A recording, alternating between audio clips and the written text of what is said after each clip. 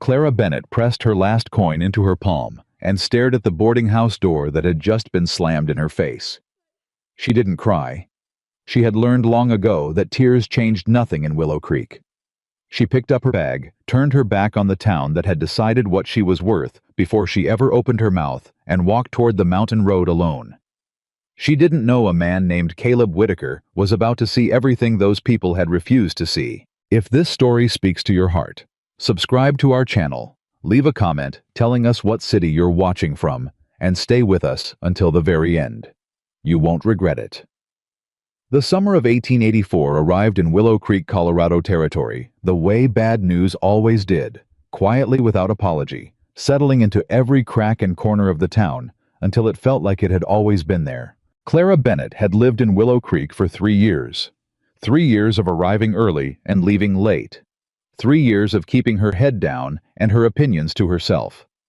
3 years of doing exactly what was asked of her without complaint, without rest, without recognition. And on a Thursday morning in late July, with the sun already hammering the dry earth and the dust rising in slow, lazy columns from the main road, Mrs. Hargrove Pendleton, owner of the largest household in town, wife of the county's most prominent land attorney and the woman who signed Clara's wages every Friday, told her to get out and never come back. "You are a disruption to this household," Mrs. Pendleton said, standing at the kitchen doorway with her arms folded and her chin lifted, the way people lifted their chins when they wanted you to see how little they thought of you. I will not have my husband looking at the help." Clara set down the iron she was holding, slowly, carefully, because if she moved quickly right now, she could not be certain what her hands might do. "I never gave Mr. Pendleton reason to look at anything," Clara said, keeping her voice flat. "That is a matter of interpretation," Mrs. Pendleton replied. "I want your things out of the servants' quarters by noon." She said it the way you said, "pass the bread," like it was a small thing, like 3 years of Clara's life were a small thing. Clara did not argue. She had learned a long time ago that arguing with people like Eleanor Pendleton was the same as arguing with a locked door. The lock did not care about your reasons. The lock simply held. She packed her belongings in less than 20 minutes. A spare dress. Her sewing tools, the good ones she'd bought herself, and sharpened herself and protected through 2 hard winters. A small wooden box with letters she no longer read, but couldn't bring herself to burn. A hairbrush. A photograph of her mother, which was the only thing in her possession that had never once been used against her. She walked out the Pendleton back door because the front door was for family and invited guests, and Clara Bennett was neither. The July heat hit her immediately, pressing down on her shoulders like a hand that wanted her to kneel. She didn't kneel. She adjusted the bag on her arm and started walking toward the center of town. She had $19.40. The last 2 weeks of wages had been withheld. Mrs. Pendleton called it a breakage fee for a china plate that Clara had not broken, but there was no one in Willow Creek who was going to take Clara's word over Eleanor Pendleton's about anything. The first place she tried was the boarding house on Coulter Street, run by a woman named Margaret Albee, who had a reputation for renting rooms to working women at fair prices. She heard the reputation was true before she arrived. She found out the reality was more complicated when she knocked. Margaret Albee opened the door, looked at Clara, looked at the bag on her arm and said, "I heard you got yourself dismissed from the Pendleton house." News traveled fast in small towns. It always did, especially the kind of news that painted a woman as a problem. "Yes, ma'am," Clara said. "I'm looking for a room. Weekly rate if you have it." "I don't have anything available," Margaret said. Clara looked past her into the hallway. She could see at least 2 doors standing open. She'd stayed here before years ago when she first arrived in Willow Creek. She knew the layout. "There appear to be vacancies," Clara said, keeping her voice even. Margaret's expression didn't change. "I said I don't have anything available for you. Good day." The door closed. Clara stood on the porch for a moment. Then she turned around and walked back down the steps. She tried the hotel next, which was the only other option in town with rooms to let. The man at the front desk, a young clerk with slick hair parted down the center and a collar too tight for the summer heat, looked her up and down. The way young men with small authority always looked at women who needed something. Like the need itself was something shameful. I'm afraid our rates are quite high, he said, though she hadn't asked about rates yet. I have funds, Clara said. We typically accommodate traveling businessmen and their families, the clerk said. Not unaccompanied women without employment. I have employment prospects, Clara said. I'm an experienced seamstress. I've been contracted to ma'am. He said the word like a wall. I'm afraid I can't help you. She walked out of the hotel into the full force of the afternoon sun and stood on the wooden sidewalk and looked up and down the length of Main Street, Willow Creek, Colorado territory. And she understood something she had been avoiding understanding for 3 years. This town had decided what she was. They had decided it before she did anything wrong, and she could not undo it by doing everything right. She had tried. She had tried for 3 years with everything she had, and the trying had not moved a single person's opinion, a single inch. The general store. The feed store. The dressmaker's shop, where old Mr. Tilson had a back room he sometimes rented to reliable women. She tried them all. She heard the same things in different words. You should have known your place. A woman alone is trouble whether she means to be or not. I can't afford to upset the Pendletons. You've got that look about you, miss. I can't rightly say what it is, but I don't think you'd suit. By 4 o'clock, Clara Bennett had $19.40 a bag that was getting heavier with every step and no room for the night. She sat down on a bench at the edge of town, the one near the water trough, where the horses drank away from the storefronts and the people who looked through her like glass, and she pressed her hands flat on her knees and breathed. She was not going to cry. She decided that the same way she decided most things alone and without fanfare. She made the decision, and she held it. What she was going to do was think. She had heard there were ranches north of town, up into the foothills, that sometimes took on domestic help for the summer. Cooking, mending, household work. The kind of work she had been doing her entire adult life. If she could get to one of them before dark, or at least find shelter along the road, she could make her case in the morning when she was rested, and the world looked less like it was built specifically to exhaust her. She knew the road north. She'd ridden it twice before on errands for the Pendletons. The problem was, she didn't have a horse. The horse she'd been using had belonged to the Pendleton household, and she'd left it in their stable, along with everything else that had been theirs. She had legs. It was 12 miles to the first ranch she knew of. She had started walking longer distances than that when she was 9 years old and needed to get where she was going. Clara Bennett stood up, adjusted the bag on her arm, and started walking north. She told herself she would not look back at Willow Creek. She told herself the town was not worth the energy of a backwards glance. She looked back once at the edge of the water trough, where the road curved toward the hills. Then she turned her face to the mountains and kept walking. The mountain changed the light different up here. That was the first thing most people noticed when they came off the flat stretches of the lower valley and began climbing into the Colorado high country, the way the sun hit sideways instead of straight down, cutting through pine and aspen and striking the red rock with something that felt almost like intention. Like the light up here had a purpose the light down in the towns didn't have. Caleb Whitaker had lived in this light for 11 years. He had stopped noticing it the way you stopped noticing your own breathing. It was simply the air his life moved through. He noticed other things instead. He noticed the way the elk had been moving east this summer, which meant the western water sources were drying up ahead of their usual time. He noticed the angle of a boot print in soft earth and could tell you whether the person was carrying weight, whether they were rushing, whether they were favoring a leg. He noticed the sound a horse made when something was wrong with it long before most men could see anything wrong at all. He noticed Clara Bennett from a considerable distance, and what he noticed first was not what she looked like. What he noticed first was the way she was walking. She was moving north along the old mining trail, a path he knew better than most people knew their own kitchen floors, and she was walking the way people walked when they had decided something. Not frantic, not lost, deliberate. One foot in front of the other with a steadiness that didn't match the heat or the terrain, or the fact that she was carrying what looked like a full bag and had from the position of the sun been on foot for several hours. How was coming down from the high ridge with 2 rabbits and a canteen half empty on his way back to the ranch before the afternoon thunderstorms came through, which they did with reliable fury every summer evening in these mountains. He almost passed the trail lower. He almost took the western fork that cut an hour off the ride home. He took the eastern fork instead, for no reason he would have been able to explain cleanly if anyone had asked him. He came around a stand of lodgepole pines and saw her. She was on her feet still, which surprised him. From the amount of time she'd been walking in this heat on this terrain with that bag, most people would have sat down by now. She hadn't sat down.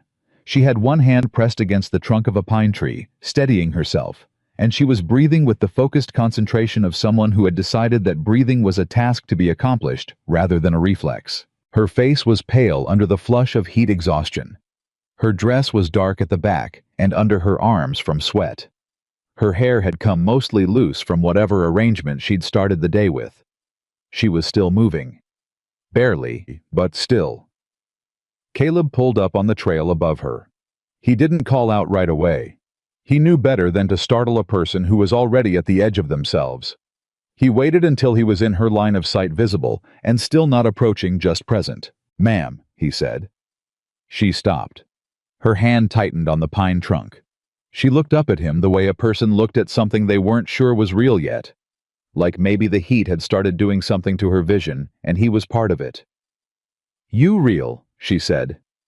Her voice came out rougher than she probably intended, dry and thinned out from hours without enough water.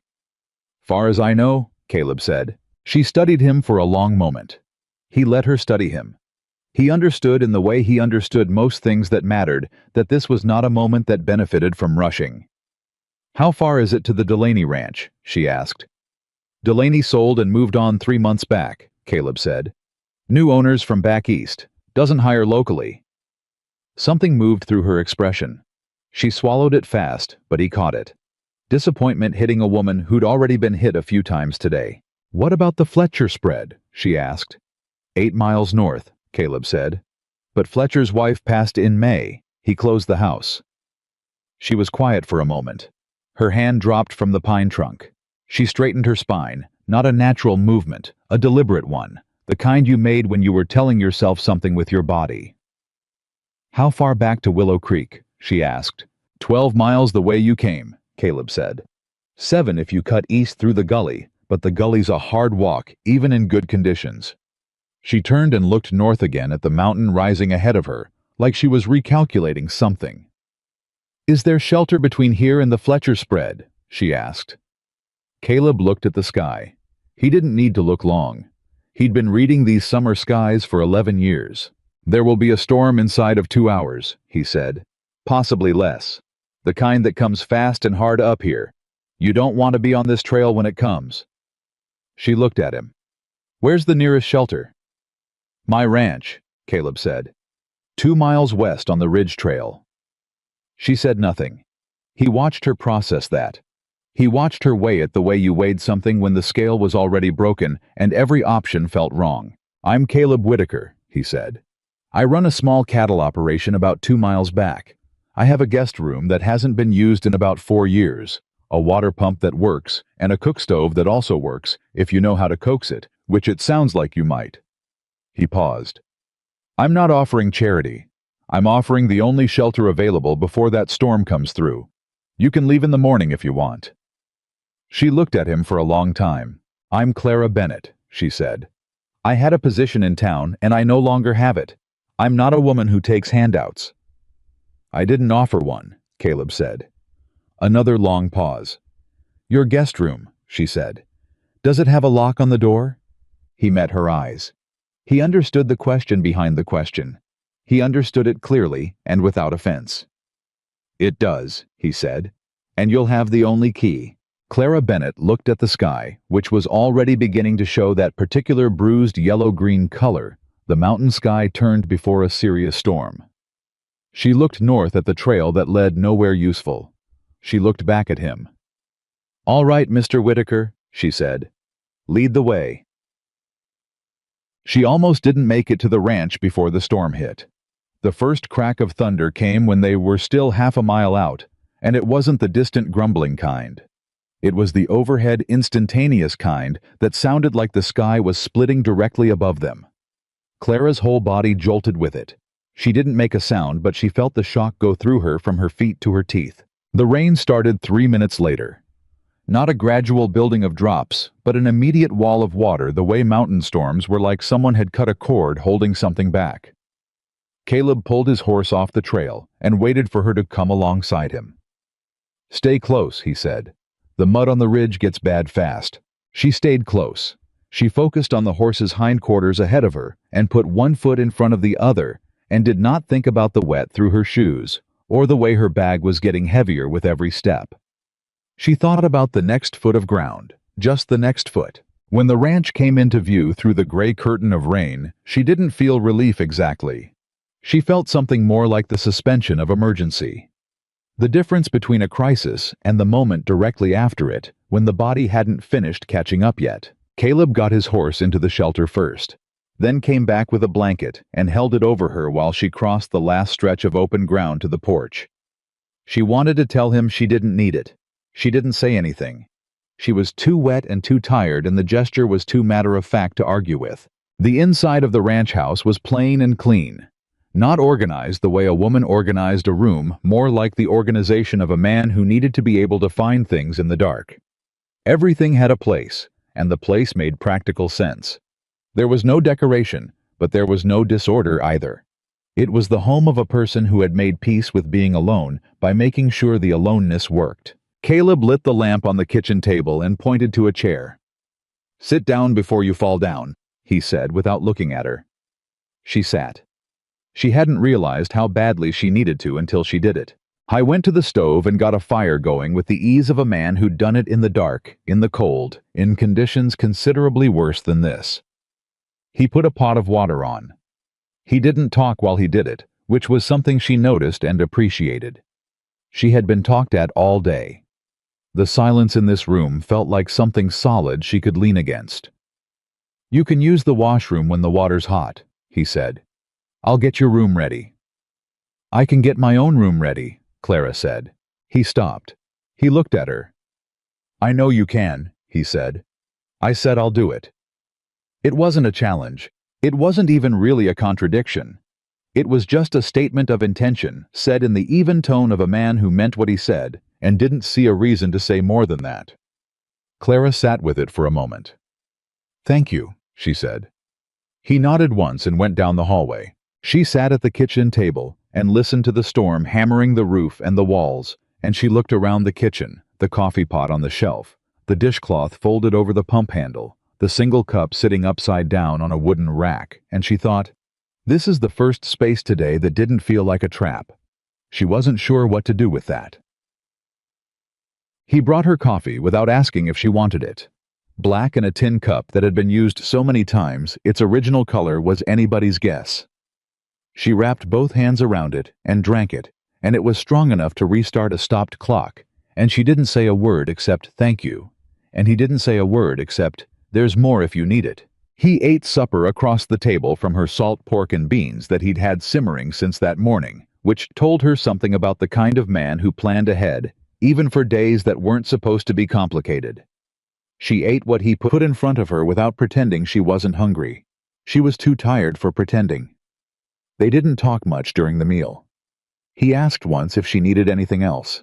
She said no. He nodded. The storm kept going outside. After she'd eaten, and he'd cleared the table with the efficient practicality of a man who lived by himself. He refilled her coffee and sat back down across from her and said, "You don't have to tell me anything, but if you want to, I'll listen."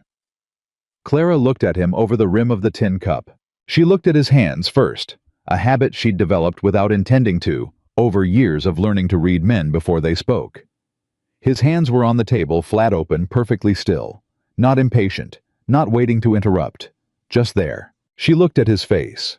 The lines in it were the kind made by weather and years and long silences, not by cruelty. His eyes were dark and steady, and they were looking at her like she was a full person sitting across from him, not a problem or a burden or an object of pity. She hadn't been looked at like that in a long time.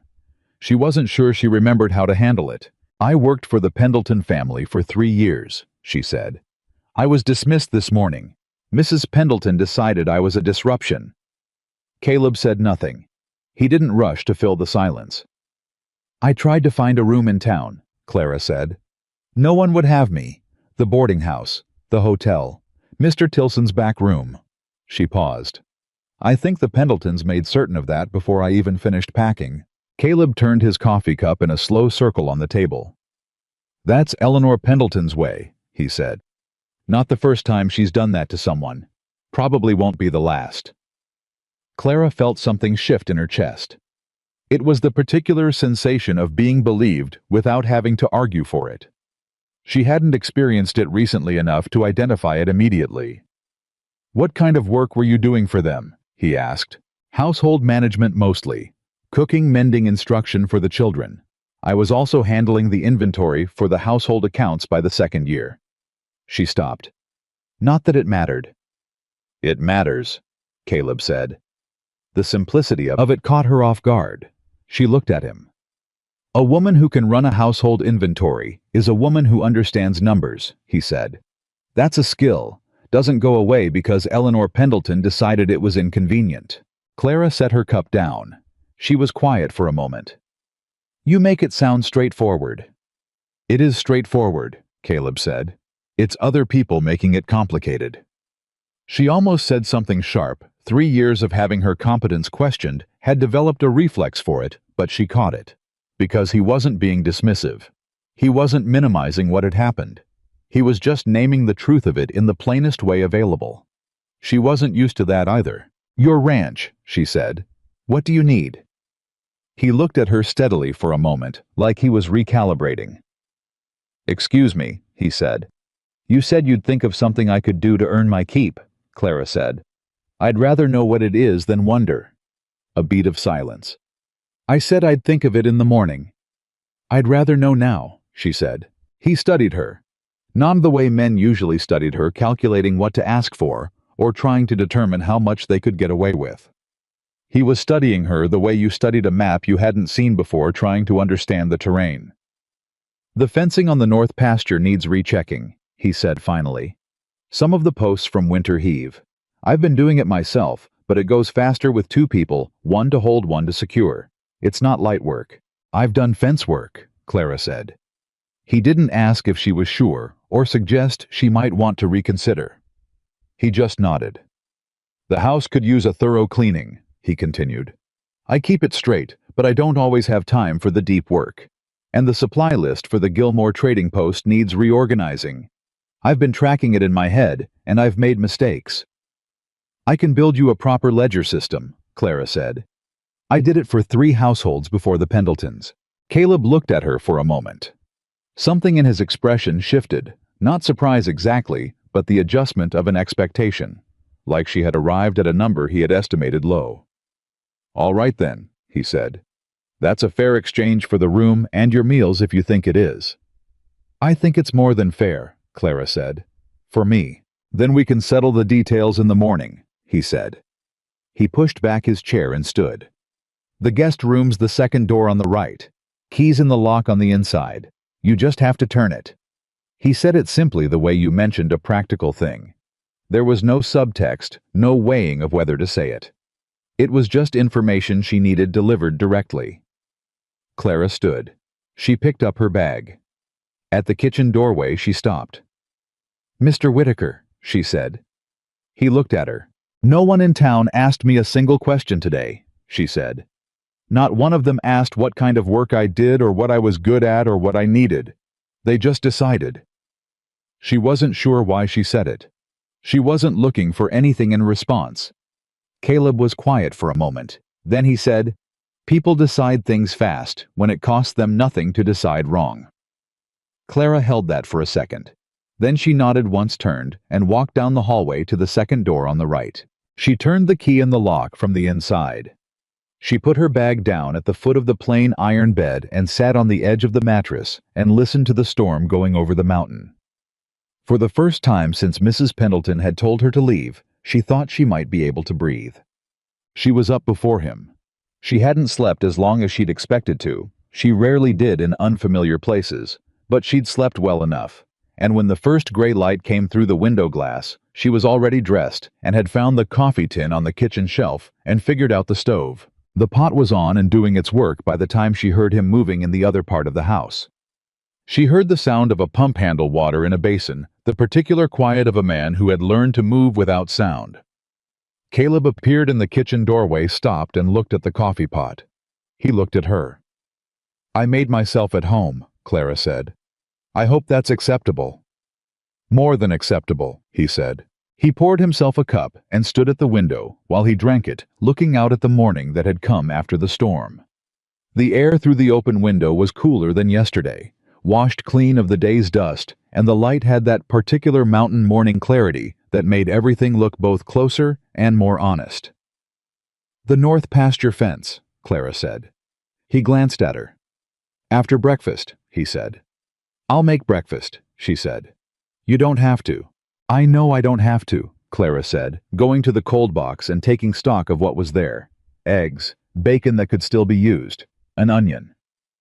"I want to. I haven't cooked in a proper kitchen in 3 years without someone standing at my elbow telling me what temperature they preferred their eggs." He was quiet for a moment. "I don't have temperature preferences for eggs," he said. "Good," she said. "Neither do I." She heard something then that took her a moment to identify, because she hadn't heard it directed at her in a long time. It was quiet, barely audible, and it was real. Caleb Whitaker was laughing, not loudly, not at her, just at the world as it was presenting itself this particular morning, with its absurdities and its small mercies, and a woman making eggs in his kitchen while the storm-cleared light came through the window. Clara found that she was almost smiling. She turned back to the stove so he wouldn't see it. The fence work was exactly as he'd described it.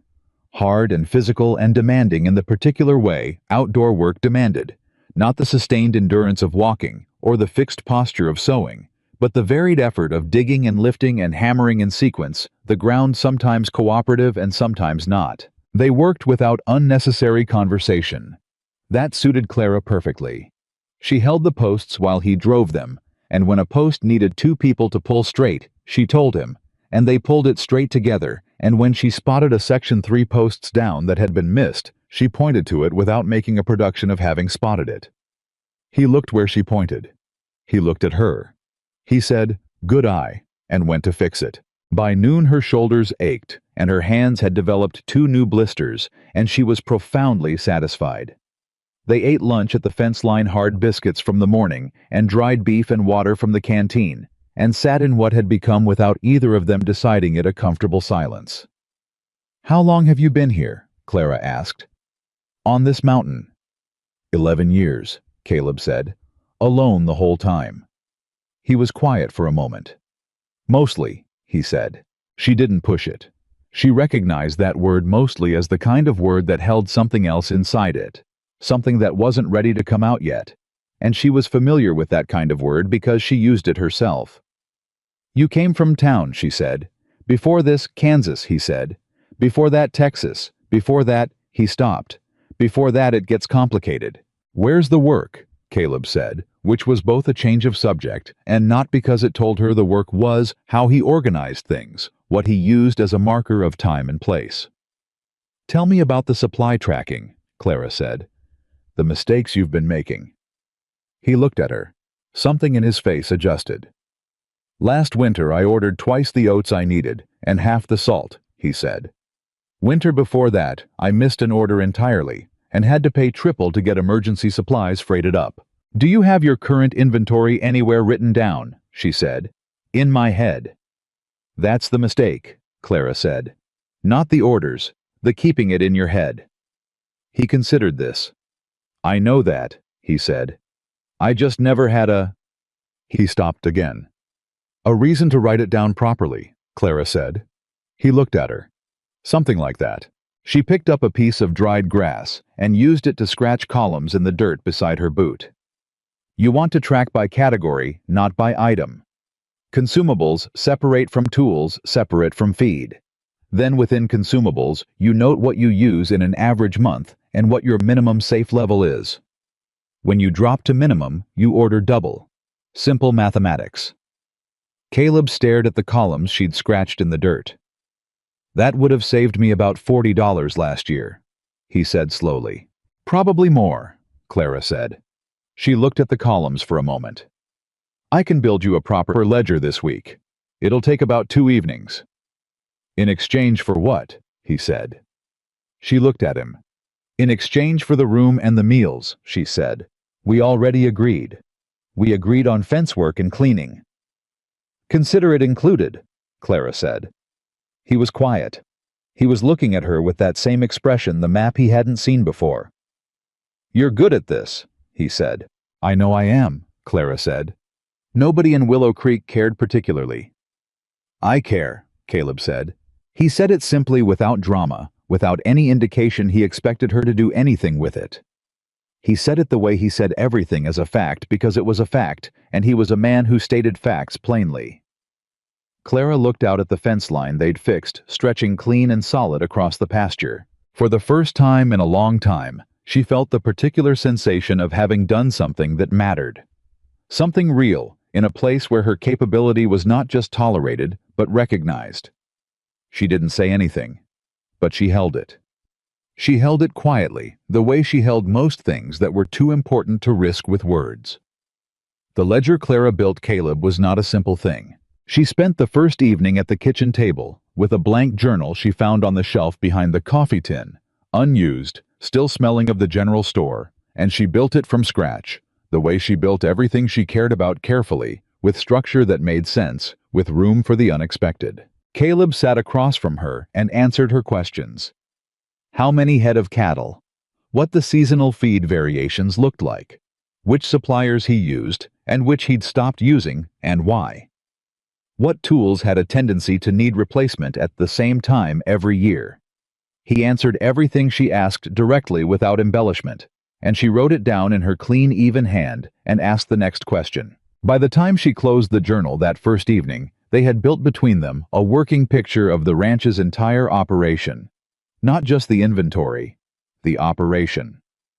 Caleb sat back and looked at the closed journal. No one's ever asked me all of that, he said. No one needed to know all of it, Clara said, putting her pencil down. Now you both know. He was quiet. You see the problem. It wasn't a question. She heard the shift in his voice, the flattening of it, the way a man's voice flattened when he was putting something down carefully because it was fragile. I see several, Clara said. Caleb picked up his coffee cup. He turned it in his hands. Say it plain, he said. Your pasture yield is short for the number of head you're running, Clara said. Not catastrophically, but enough that by December you'll be buying emergency feed at emergency prices, and your eastern water access is... She paused, looking at the notes she'd made. You said one of the creek channels had been running low. Since spring, he said. That's not weather, Clara said. That's diversion. He went very still. She watched it happen, the way his entire body reoriented around the word. Not with surprise, with recognition. I know, he said. You've known. I suspected.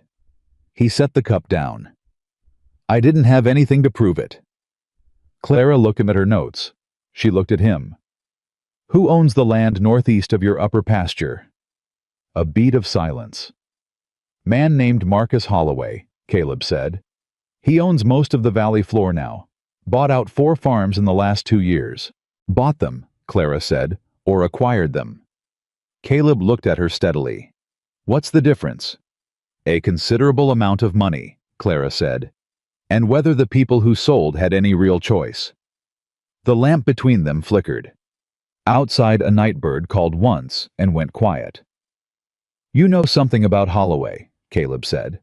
It wasn't an accusation. It was just the observation of a man who had learned to read the way information sat in a person's silence. Clara put her hands flat on the table. I managed the Pendleton household accounts for 2 years, she said. Garrison Pendleton is Holloway's land attorney. I saw correspondence. I wasn't supposed to, but I organized the files and I read quickly. She paused. Some of what I saw didn't make sense to me then. And now I'm looking at your creek levels and your pasture yield, and a man who bought 4 farms in 2 years at prices no one would have taken if they'd had other options. She met his eyes. It makes more sense now. Caleb was quiet for a long time. The kind of quiet that wasn't emptiness. It was the quiet of a man processing something he had been half knowing for months, and was now having confirmed by someone with the precision to name it. "What exactly did you see?" he said. "Correspondence between Pendleton and Holloway regarding water rights assessments along the North Valley Creek system," Clara said. "I didn't understand the legal language at the time, but I understood that the assessments were being described as current when I had reason to believe they were old, and the property valuations attached to them were—" She stopped. Low. Significantly low. Caleb stood up. He walked to the window and stood with his back to her, looking out at the dark mountain. "He's been redirecting the creek," he said. It wasn't a question anymore. "I think so. To make the land less viable." "So the owners sell cheap," Clara said quietly. "Yes."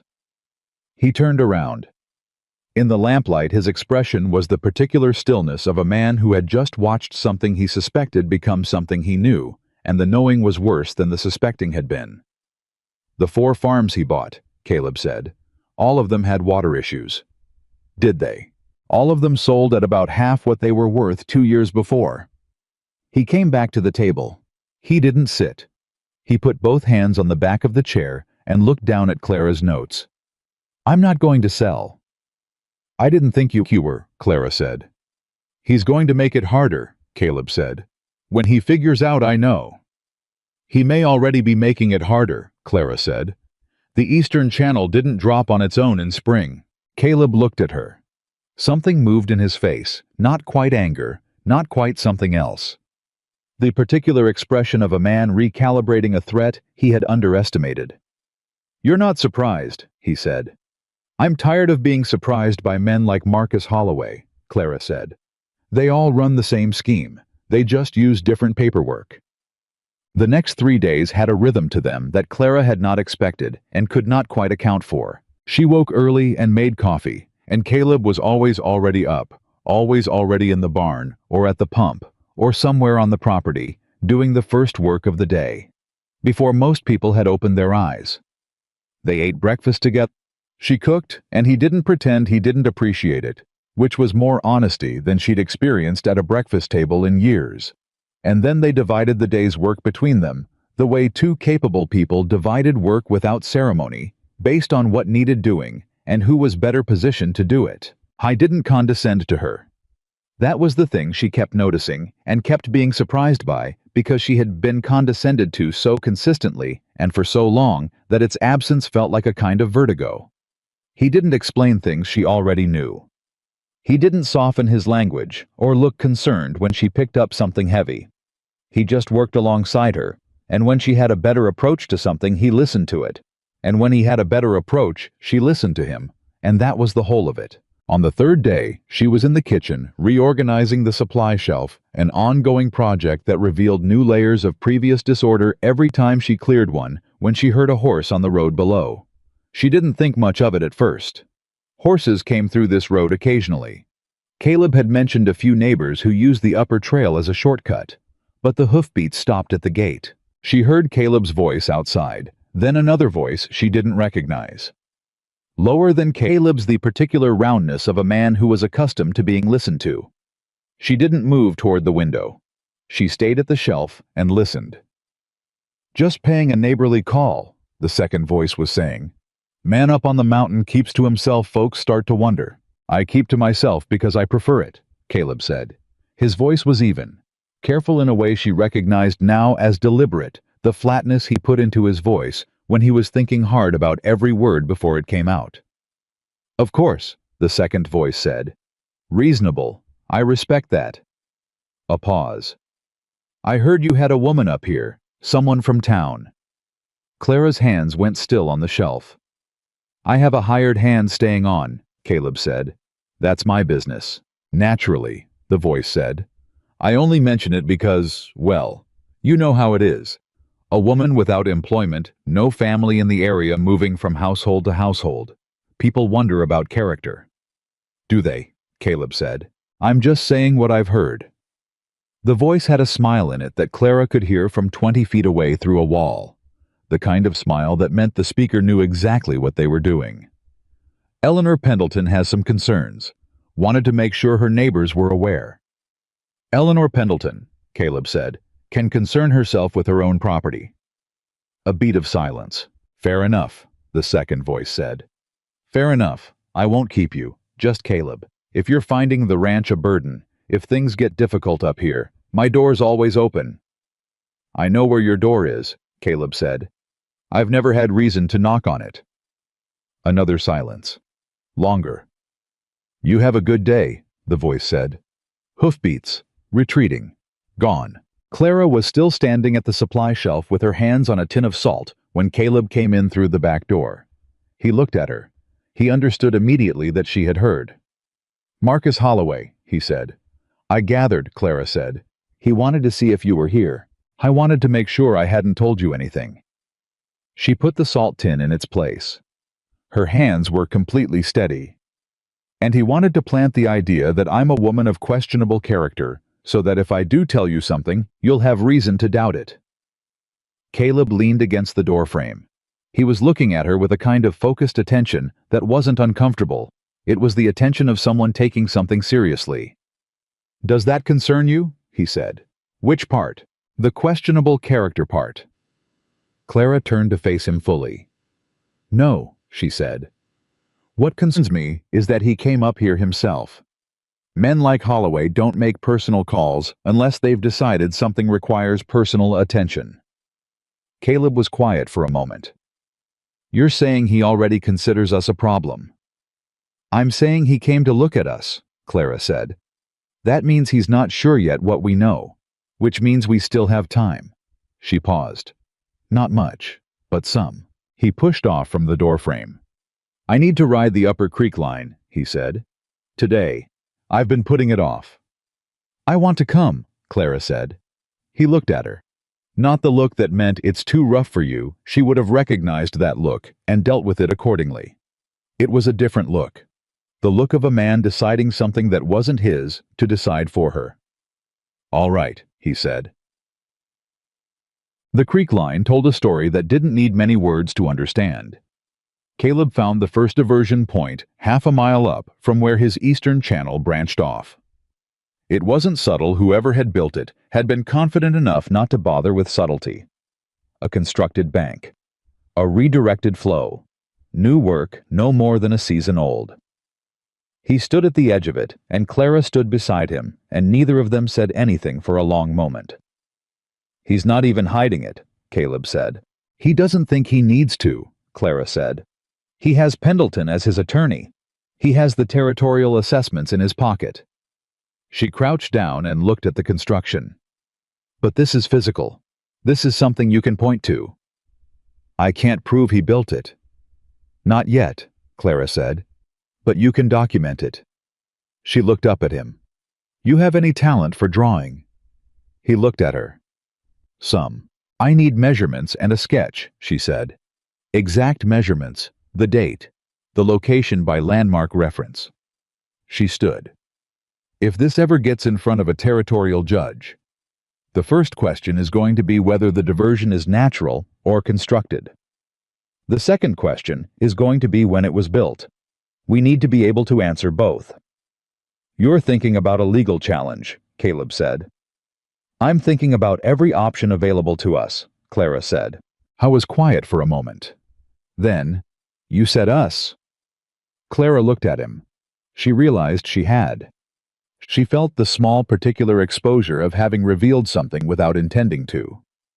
The problem affects both of us, she said. He didn't push it.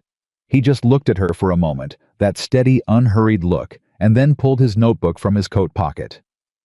Tell me where to start measuring, he said. She told him. He measured and sketched with the same precise economy he brought to everything physical. She gave him reference points. The large granite outcropping to the northwest, the split pine visible from the main trail, and he incorporated them without being asked twice. When he handed her the finished sketch to review, she found only one thing to correct: a bearing notation, and he corrected it without comment. They were 2 miles back toward the ranch when she said, Who else has he bought out? The 4 farms, do you know the owners? Tom Greer sold in March, Caleb said. Had the property north of the valley floor. Good water always had good water until last year. Bill Fontaine and his brother sold in January. The Vasquez family sold last fall. He paused. All of them moved on. I don't know where. Tom Greer, is he still in the area? Caleb looked at her. Last I heard, he was staying with his wife's sister in Whitmore, 20 miles east. Would he talk to you? Probably, Caleb said. Why? Because if Holloway offered him a low price and Greer took it without an attorney present, there may have been misrepresentation in the transaction, Clara said. Frontier land law isn't my specialty, but I know enough to know that forged or manipulated assessment documents in a land transaction are federal territory, not just territorial. Caleb pulled up slightly and looked at her sideways. How do you know that? I read, Clara said. A pause. Everything, he said. Most things, she said. Mr. Pendleton kept a law library. I reorganized it twice. The first time I only read the spines. The second time I read everything that looked useful. He looked forward again. She could see the corner of his expression shifting, that slight adjustment that happened when she said something that recalibrated whatever picture he'd been forming of her. Clara, he said. She waited. What happened to you before the Pendletons? He said. The question was quiet. There was no pressure behind it. He asked it the way he asked everything, like information he was offering to receive, not demanding. She was quiet for a long moment. Long enough that she considered not answering. I had a husband, she said. For 2 years. He decided I wasn't what he'd expected. What did he expect? Someone smaller, Clara said. In every sense of the word. Caleb said nothing. He didn't offer condolence or outrage, or any of the things men usually offered when a woman disclosed that kind of history. The responses that were really about the man's own discomfort rather than the woman's experience. He just said, his loss. And he said it simply without drama, like it was just a fact. Clara looked straight ahead at the trail. Yes, she said quietly. It was. 4 days after Holloway's visit, the first act of direct interference arrived. Clara was at the kitchen table working on the supply ledger when she heard Caleb's boots on the porch fast, which was unusual. Caleb Whitaker moved with a particular deliberate unhurriedness that she had come to recognize as native to him. When those boots hit the porch fast, something was wrong. He came through the door with a piece of paper in his hand, and his jaw set in a way that meant the thing he was not saying was significant. Letter from Gilmore's trading post, he said. My account's been flagged. Clara set pencil down. Flagged how? Credit suspended. Pending investigation of an outstanding debt I apparently owe. He put the paper on the table. I don't owe Gilmore a cent. I've traded there for 9 years and paid in full every month. Clara looked at the letter. It was brief and formal, and referenced an account review initiated at the request of a local business interest regarding unpaid obligations. It did not name the business interest. It didn't need to. He's cutting your supply line, Clara said. I have to ride to Gilmore's and sort this out, Caleb said. Yes, Clara said. And while you're there, you need to ask Gilmore directly who flagged the account. Get him to say it out loud if you can. Get a witness to the conversation. Caleb looked at her. You think like a lawyer. I think like someone who has been maneuvered before and learned to document it, Clara said. She looked at the letter again. He's escalating. Holloway's visit was reconnaissance. This is his next move. What's his move after this? Caleb said. Clara was quiet for a moment. He'll go after your reputation, she said. When the financial pressure doesn't make you sell, he'll make people not want to do business with you at all. He'll find a story, true or not, and he'll let it run through town. Caleb looked at her steadily. Has he already started? She held his gaze. He started the day he came up here and mentioned my character to you, she said. That wasn't an accident. That was step 1. He absorbed that. He pulled out the chair across from her and sat down heavily. He put his hands flat on the table, those large, still work-worn hands, and he looked at the letter. I'm not going to sell, he said. The same thing he'd said the first night. But it sounded different now, not just resolve, but a decision that had been tested and held. "I know," Clara said. "So we need to find what he doesn't want found before he finds a way to make us look too discredited to matter." "The old assessment documents," Caleb said slowly. "They have to exist somewhere," Clara said. "Pendleton handles all of Holloway's transactions. That means the paperwork, the original assessments, the deeds of sale, the water rights filings, all of it passes through the Pendleton office." She paused. "I know that office." Caleb looked up at her. "I organized that office for 2 years," Clara said. "I know where every file is kept, which cabinet, which drawer, which folders Pendleton locks, and which he only thinks he locks." She met his eyes. "I know what the assessments looked like when I filed them the first time. I would know if they'd been altered." The silence between them had weight. "Clara," Caleb said, "what you're describing is—" "I know what I'm describing," she said. "I'm not suggesting we steal anything. I'm suggesting we look at documents that are filed with a territorial attorney in what is supposed to be a matter of public record. The legal argument would be that they are public record. The practical argument," Caleb said carefully, "is that Pendleton would not see it that way." "No," Clara said. "He wouldn't." Another silence. Longer.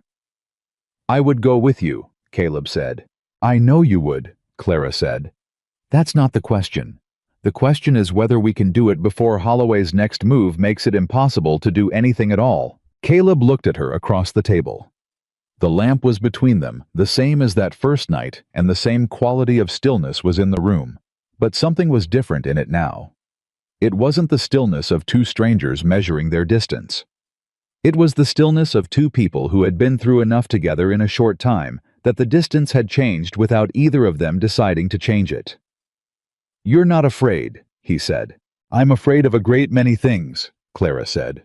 "I'm just not afraid of doing the right thing because it's inconvenient."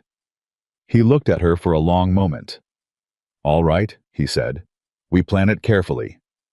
"We plan it carefully," she agreed. He reached across the table and turned the supply ledger to face him. He looked at it for a moment, her careful columns, her clean notations, her system that had taken a chaotic running record in his head and turned it into something solid and usable and real. "You know," he said, "when I found you on that trail, I thought you were a woman who'd had a hard day." "I'd had a hard 3 years," Clara said. "I know that now." He looked up from the ledger. "I'm sorry it took coming up a mountain in a storm for someone to finally see what you can do." Clara sat with that for a moment. She didn't deflect it or minimize it or turn it into something smaller. She let herself sit with it. "So am I," she said honestly. He nodded. He looked back at the ledger. "Start at the beginning," he said. "Tell me everything you remember about Pendleton's filing system." Clara picked up her pencil, and for the next 2 hours, while the summer evening went dark outside and the mountains settled into their slow, indifferent silence, she talked and he listened, and they built something between them that was more than a plan. It was a partnership. And Marcus Holloway, 20 miles down in the valley floor, had no idea it existed. The plan had 3 parts, and Clara had thought through every way each one could go wrong. The first part was Tom Greer. Caleb rode out to Whitmore on a Tuesday early enough that the heat hadn't fully committed to the day yet. Clara stayed at the ranch and finished the supply ledger and tried not to think about all the ways a conversation with a man who had lost his land and his livelihood could go. People who had been beaten down by a system sometimes didn't want to talk about it.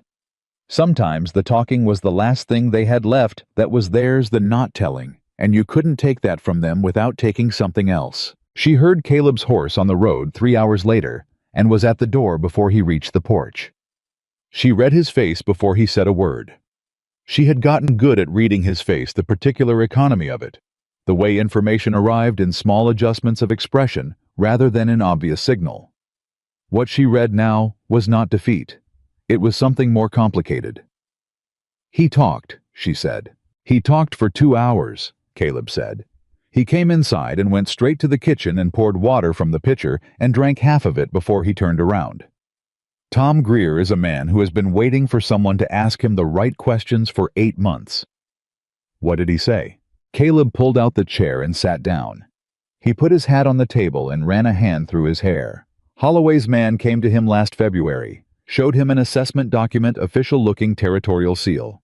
Pendleton's name at the bottom that valued his property at roughly half what Tom paid for it 12 years ago. And Tom had no attorney. Tom's wife was sick, Caleb said. He needed money fast and he needed it certain. The assessment looked real. Pendleton's a territorial attorney with a proper office and a reputation. He paused. Tom said the numbers didn't feel right, but the papers looked right, and he didn't know enough law to know what questions to ask. Clara sat down slowly. The assessment was forged, or altered, Caleb said. Tom has the copy they gave him. He kept it. He said he kept it because something felt wrong, and he thought someday he might need it. Clara looked at him. He still has it. He gave it to me. Caleb reached inside his coat and put a folded document on the table between them. She unfolded it carefully. She looked at it for a long time without speaking. She had organized the Pendleton filing office for 2 years. She had handled dozens of territorial assessment documents, filed them, cross-referenced them, noted their dates and their format. She knew what a real one looked like, the same way she knew what a real egg felt like in her hand. The weight, the texture, the particular way the shell sat. This one was wrong. Not dramatically. Not in a way most people would catch. But the territorial seal was a fraction too small. She could see it in the proportions relative to the margin, and the document number format was 1 digit longer than the format that had been standardized by the Territorial Office in 1881. She knew that because she had filed the circular announcing the format change. "It's altered," she said. "The seal and the document number. Someone took a real assessment form and changed the figures." Caleb was watching her face. "You're certain?" "I am certain," Clara said. She folded the document back along its original lines.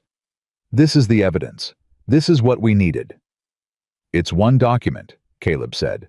"It's one document with one man's testimony behind it," Clara said. "But if Holloway did this to Tom Greer, he did it to the Fontaine brothers, and he did it to the Vasquez family. The method is the same because the method works." She looked up. "And the originals are in Pendleton's office." The second part of the plan was the harder part. They went into Willow Creek on a Wednesday, which was the day Garrison Pendleton attended the county land board meeting at the courthouse, a 3-hour obligation he had not missed in 6 years. Clara knew this because she had managed his calendar. She also knew that his office clerk, a young man named Eddie Marsh, took his lunch at Dolly's Diner from noon to 1 o'clock, without variation and without hurry. They left the ranch before sunrise. Caleb drove the wagon. Clara sat beside him with her hands folded in her lap and her spine straight and her face arranged in the particular expression of a woman who knew what she was doing and had decided the knowing was enough. "You don't have to come inside," she said. "I know," he said. "If someone sees me going in, it needs to look like I have legitimate reason to be there." "You worked there for 2 years," Caleb said. "You have legitimate reason to retrieve your personal belongings. Anyone who asks." She looked at him. "That's actually good." "I have occasional ideas," he said. She almost smiled. She didn't quite, but it was close. They reached Willow Creek at 11:30. Caleb left the wagon 2 streets over from the Pendleton office at the feed store, which gave him a reason to be in that part of town that required no explanation. At 5 minutes past noon, Clara walked through the front door of the Pendleton law office. The front room was exactly as she had left it 8 days ago. The same arrangement of chairs along the wall for waiting clients. The same framed certificate above the desk. Eddie Marsh's coat was gone from the hook by the door, which meant he was already at Dolly's. She crossed the front room without pausing and went into the back office. The filing system she had built was still intact. That was the first thing she confirmed. 2 years of her careful organization untouched, which told her that no one who worked here now understood how it was structured well enough to alter it. She went to the second cabinet on the left. Third drawer. Water rights and land assessment files, North Valley region, arranged by year and then by parcel number. She pulled the drawer open. She found the Greer file in under 40 seconds. She pulled it and opened it on the desk and looked at the original assessment document inside. The numbers were different from the copy they had given Tom Greer. The original showed a value nearly double what appeared on the copy.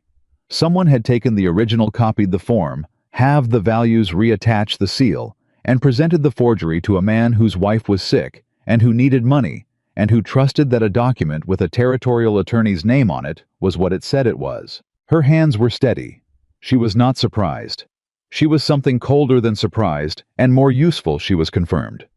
She found the Fontaine file, same pattern. The Vasquez file, same pattern again. She was looking for a fourth file. She knew there had been a fourth sale when she heard the front door open. She went absolutely still. Footsteps in the front room. Not Eddie Marsh's light, fast footsteps. These were deliberate, measured. She knew those footsteps. She had heard them for 2 years coming down the hallway of the Pendleton house toward whatever room she happened to be in. Garrison Pendleton. The land board meeting had ended early. She had approximately 10 seconds before he reached the back office door.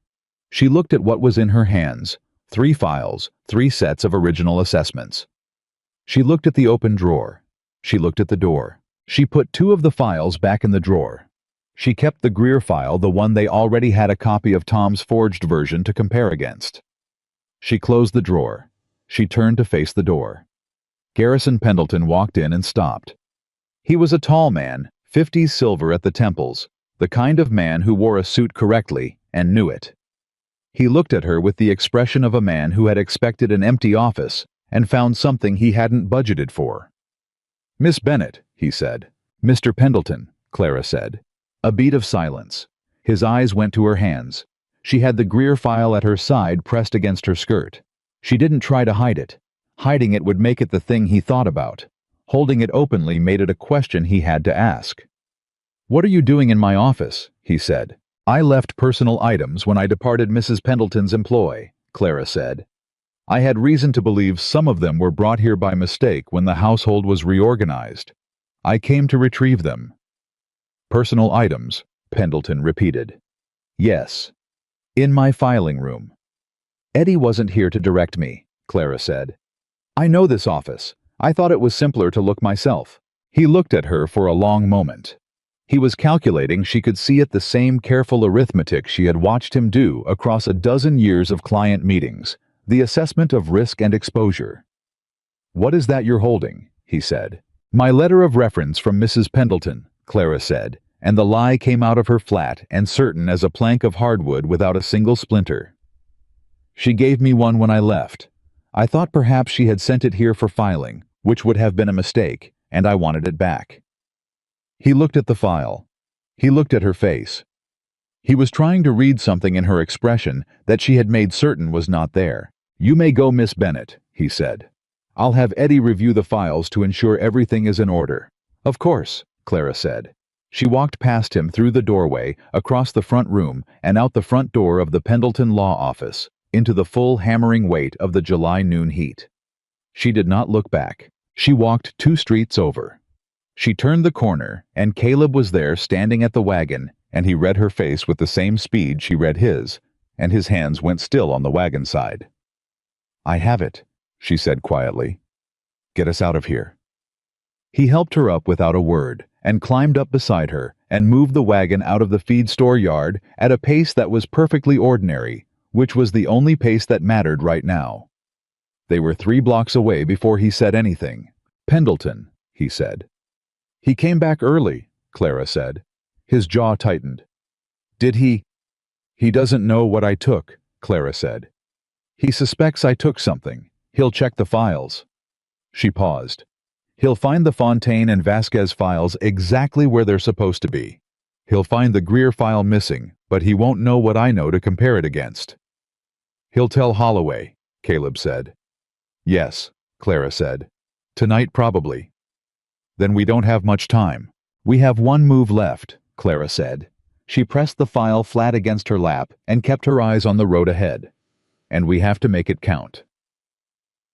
The third part of the plan was the part Clara had been turning over in her mind since the night they'd built it together at the kitchen table, because it was the part that required something harder than nerve or precision. It required someone to believe them. The Territorial Land Office in Colorado in 1884 was not a place known for swift action, and the territorial judge assigned to the North Valley Circuit. A man named Aldous Creed was not known for enthusiasm where small ranchers were concerned. But he was known for one thing that mattered more right now than enthusiasm. He was known for hating Marcus Holloway. Caleb told her this on the ride home in the flat, factual tone he used when he was giving her information he thought she needed regardless of whether it was comfortable. They had a dispute over the Clearwater Creek water rights 3 years back, Caleb said. Holloway won it on a technicality. Creed never forgave the technicality. A judge who has a personal grievance is not necessarily the most stable foundation for a legal case, Clara said. No, Caleb said. But a judge who will actually read what you put in front of him because he wants Holloway to be wrong is better than a judge who files it in a drawer. Clara considered this. Do you know how to reach him?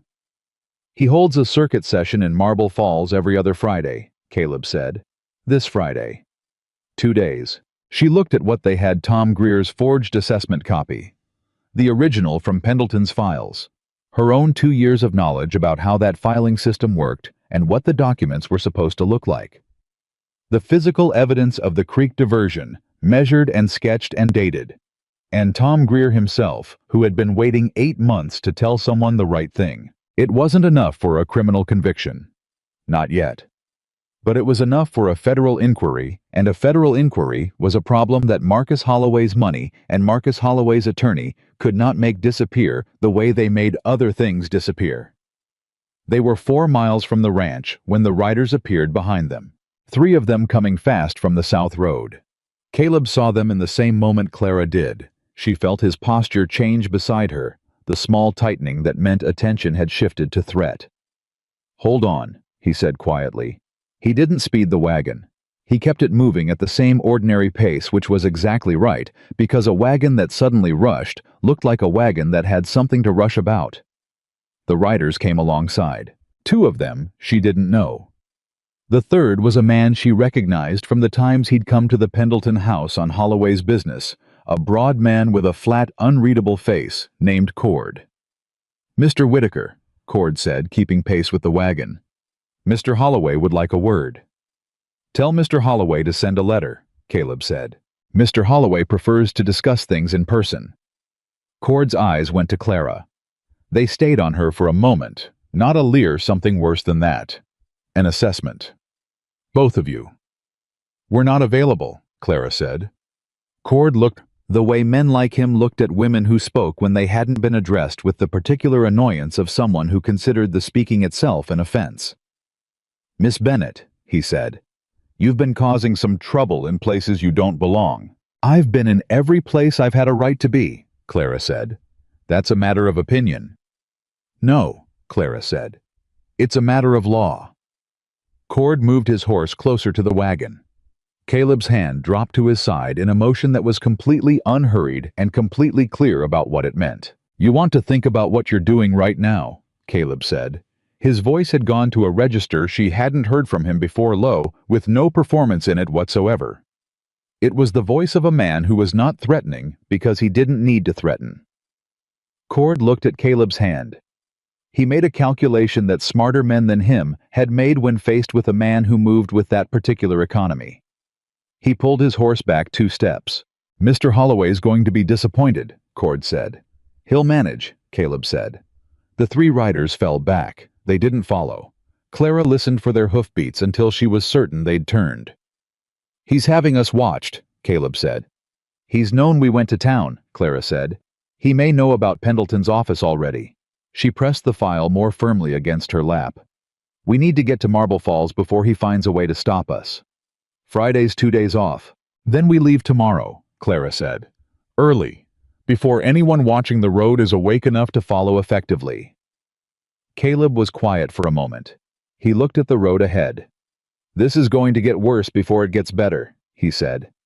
I know that, Clara said. He's going to go after both of us. Your reputation, my property, anything he can reach. I know that too. Clara. He said her name differently than he said other things. She had noticed this. He said most things with that flat, functional directness. He said her name like it was something he was being careful with. You don't have to be in this. You came up that mountain to find work, not to take on a corrupt land scheme. She looked at him. Mr. Whitaker, she said.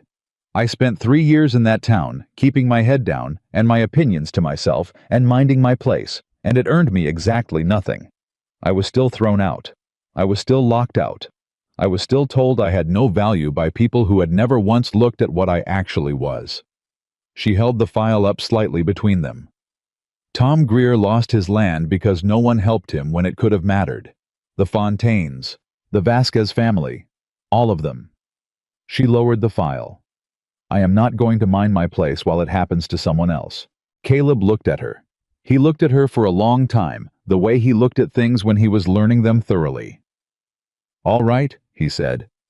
They rode the rest of the way home in silence. But it was the particular silence of two people who had said what needed saying and were now simply moving together in the same direction. They packed that night. Not much. What they needed for a 2-day ride to Marble Falls and back, plus the documents which Clara wrapped in oilcloth and put at the bottom of the saddlebag herself, checking the wrapping twice.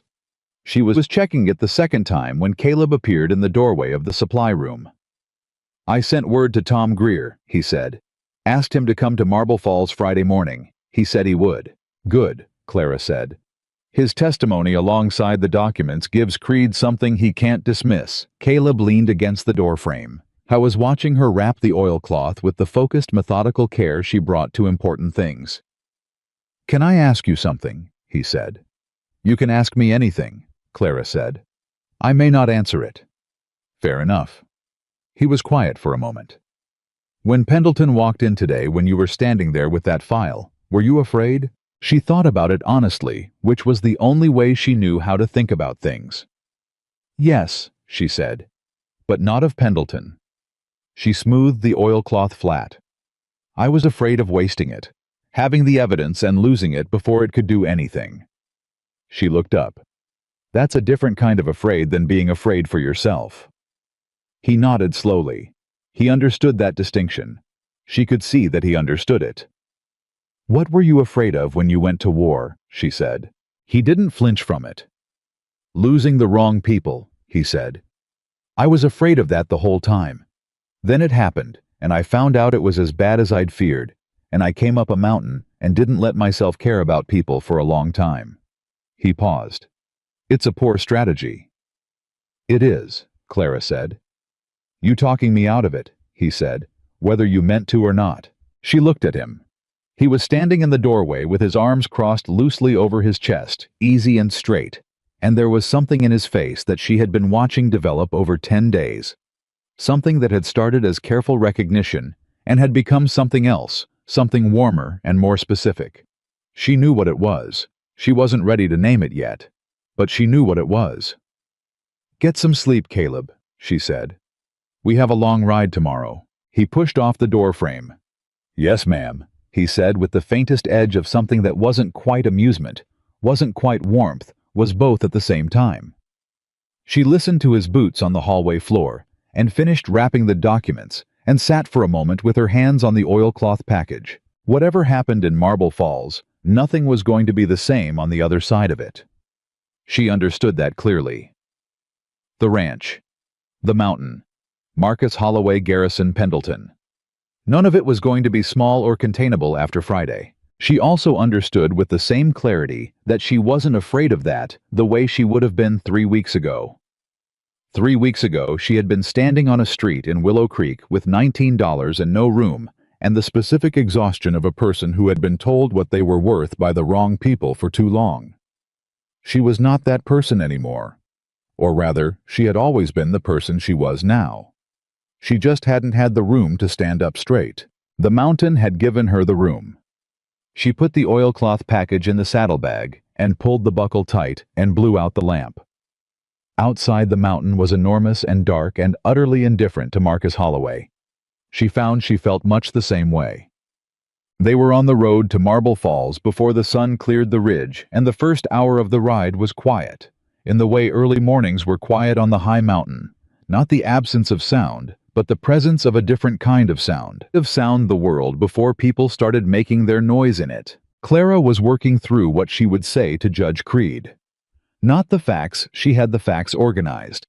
What she was working on was the sequence, the architecture of the argument, the way you arrange truth so that someone hearing it for the first time could follow it without getting lost.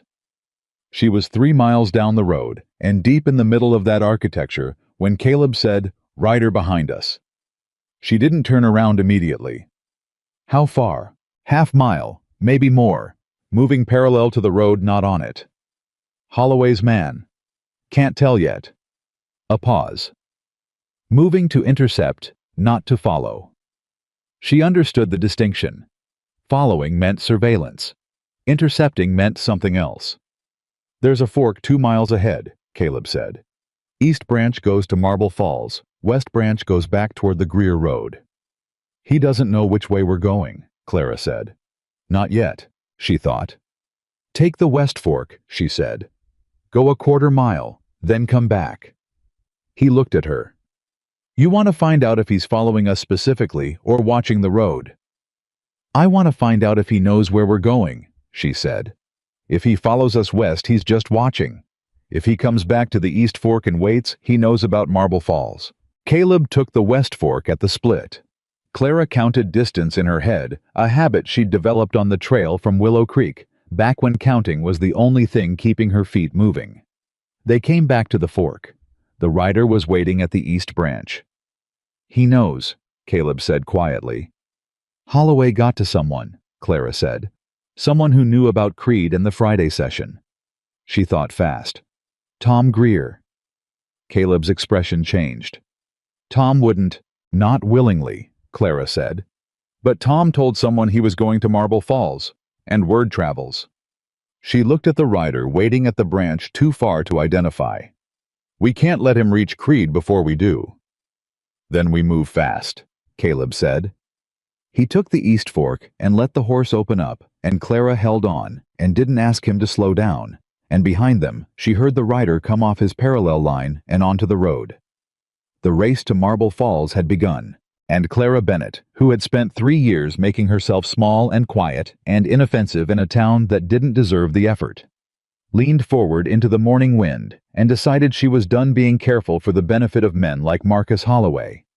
She was done being careful for anyone but herself. She held the saddlebag tight against her side, the oilcloth, the documents, 2 years of a corrupt scheme that had destroyed 4 families and was reaching for a 5th, and she rode.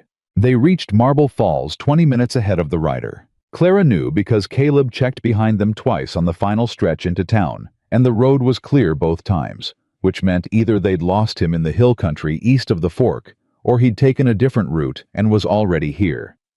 She didn't let herself believe the first option without evidence, which meant she moved through the main street of Marble Falls, with her eyes forward and her attention wide and her hand on the saddlebag the entire time. The Territorial Circuit Office was at the north end of town, a 2-story building that looked like it couldn't decide if it was a courthouse or a general store, and had settled on being neither adequately. A clerk at the front desk told them Judge Creed was in session until 11 and would see no one before then. It was 9:47. "We'll wait," Caleb said. "You'll wait outside," the clerk said, with the particular authority of a man whose only power was the management of a waiting room. They waited outside. Clara sat on the bench along the front wall and held the saddlebag in her lap and watched the street. Caleb stood at the corner of the building, where he could see both the main road and the side approach, which was exactly where she would have positioned him if she'd been directing the thing. Tom Greer arrived at 10:15 on a brown horse that had seen better decades, with his hat pulled low, and the particular posture of a man who had driven 2 hours to do something that frightened him because it was the right thing to do anyway. Clara recognized that posture. She'd worn it herself into the Pendleton office 3 days ago. He tied his horse and came to the bench and looked at Clara with the careful assessment of a man who had been told to trust someone he didn't know. "You're the woman Caleb wrote about," Tom said. "Clara Bennett," she said.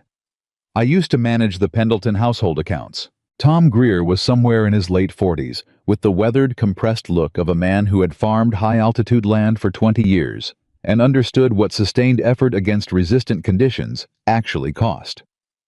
He looked at her with something between suspicion and desperate hope, which was exactly the look of a man who had been cheated and knew it and had been unable to prove it until this moment. "You have the original," he said. Clara opened the saddlebag and showed him the top edge of the oilcloth. "I have the original assessment from Pendleton's files and the copy they gave you. The values are different, significantly." Tom sat down on the bench beside her. He took his hat off and held it. "I knew it," he said. Not triumphant, just certain. The particular certainty of a man who had been told he was wrong for months and had held to what he knew anyway. "I told Martha something was wrong. She said I was just ashamed for selling. But I knew." "You weren't wrong," Clara said. "And you're not ashamed for selling. You were deceived by someone who knew exactly which pressure to apply to make the choice feel like yours." Tom looked at her. Something in his face broke open a little, not into grief, but into the particular relief of being understood accurately by someone who wasn't offering pity. "What do I have to do?" he said. "Tell Judge Creed exactly what happened," Clara said. "Start with when Holloway's man first came to your property. Don't speculate, don't embellish.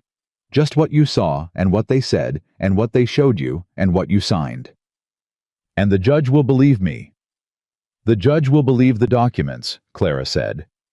"Your testimony explains how they were used. The documents prove they were forged.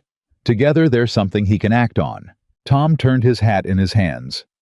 "Holloway's got friends in this territory." "Judge Creed is not one of them," Clara said. Tom nodded slowly. "All right," he said. "All right." Caleb came around the corner of the building at that moment, moving with a purpose that Clara recognized as controlled urgency, not running, but not his usual unhurried ease either. "Cord's here," he said quietly. "Came in from the South Road. He's at the saloon across from the court office." Clara looked at Caleb. Caleb looked at her. "He's watching to see if we get in," she said. "Or waiting to see if we get turned away," Caleb said. "Which saves him the trouble." "What time is it?" Clara said. 10:40. 20 minutes, Clara said. She looked at Tom. "You're ready." Tom Greer put his hat back on. He straightened it with both hands. "Been ready 8 months," he said. Judge Aldous Creed was a smaller man than his reputation suggested, with gray side whiskers and reading glasses that he wore pushed to the end of his nose, as if they were permanently inconvenient.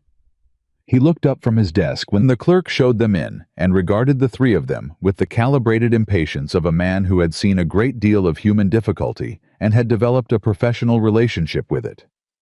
"Mr. Whitaker," he said. "I know that name." "We've not met, Your Honor," Caleb said. "But we have a matter that requires your attention, and we don't have much time before the man who wants to stop us knowing you're involved figures out that we're in this room." Creed looked at him over the glasses. "That's a direct opening." "It's an accurate one," Clara said. Creed looked at her. He looked at the saddlebag. "Sit down," he said. She sat. She opened the saddlebag and put the oilcloth on his desk, and unwrapped it with the careful precision of someone presenting something that had been carefully protected. She placed the original assessment beside Tom Greer's copy, and she placed them so the relevant fields were directly comparable, and she didn't say anything for a moment because she wanted his eyes to do the work first. She watched his face. She saw the moment he saw it. The slight forward movement, the adjustment of the glasses on his nose, the particular focus that wasn't professional attention anymore, but personal attention. The attention of a man who was seeing something, confirmed something he had suspected. "Where did you get this?" he said, pointing to the original. "From the Pendleton filing office," Clara said. "I worked there for 2 years. I organized that filing system. These documents were in it. You removed them without authorization." "I retrieved information relevant to a pattern of federal fraud from the office of the attorney facilitating that fraud," Clara said. "I understand that's a legal complexity. I'm prepared to address it, but I'd ask you to look at what's in front of you first." Creed looked at the documents for a long time. Long enough that the clock on his wall ticked through 2 full minutes. "Tell me about the water diversion," he said. Caleb put his hand-drawn sketch on the desk beside the documents. "Northeast of my upper pasture, built some time in the last 12 months. I have measurements, location references, and dates. The eastern channel serving my property has dropped significantly since spring. The same pattern preceded the sale of the 4 neighboring properties. You're saying Holloway manufactured the conditions that made the land appear less valuable, Creed said. I'm saying the pattern is consistent with that, Caleb said. The documents confirm the mechanism. The water diversion is the physical means. Creed looked at Tom Greer.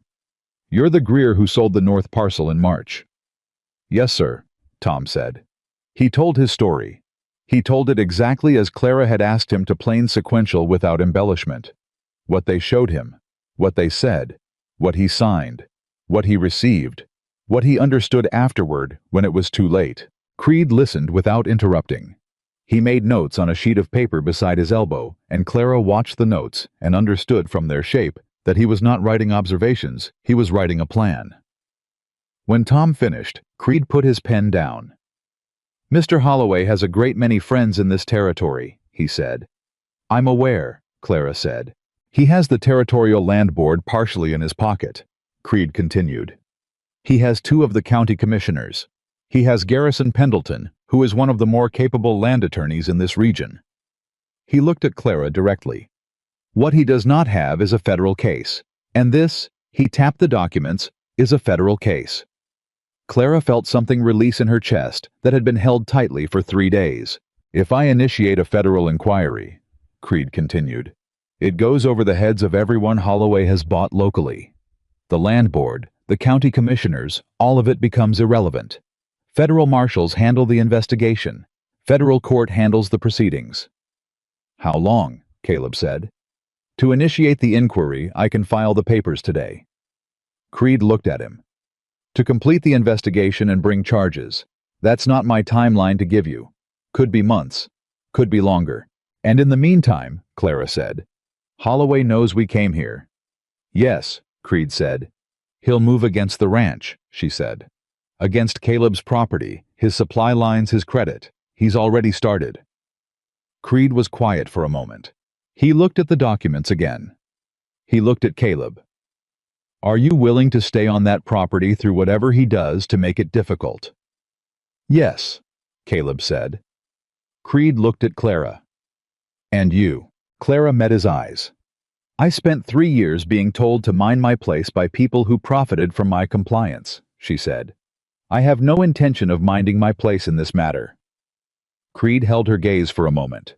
Something in his expression shifted, not quite approval, which was not a thing she required from him, more like recognition. Like a man identifying something he had seen before in people who turned out to be worth their word. Leave the documents with me, he said. I'll need the originals for the inquiry filing. I'll give you a certified receipt. I want 2 copies of that receipt, Clara said. Creed looked at her over his glasses. One for us, she said, and one for Tom Greer. He's the primary injured party in the land transaction.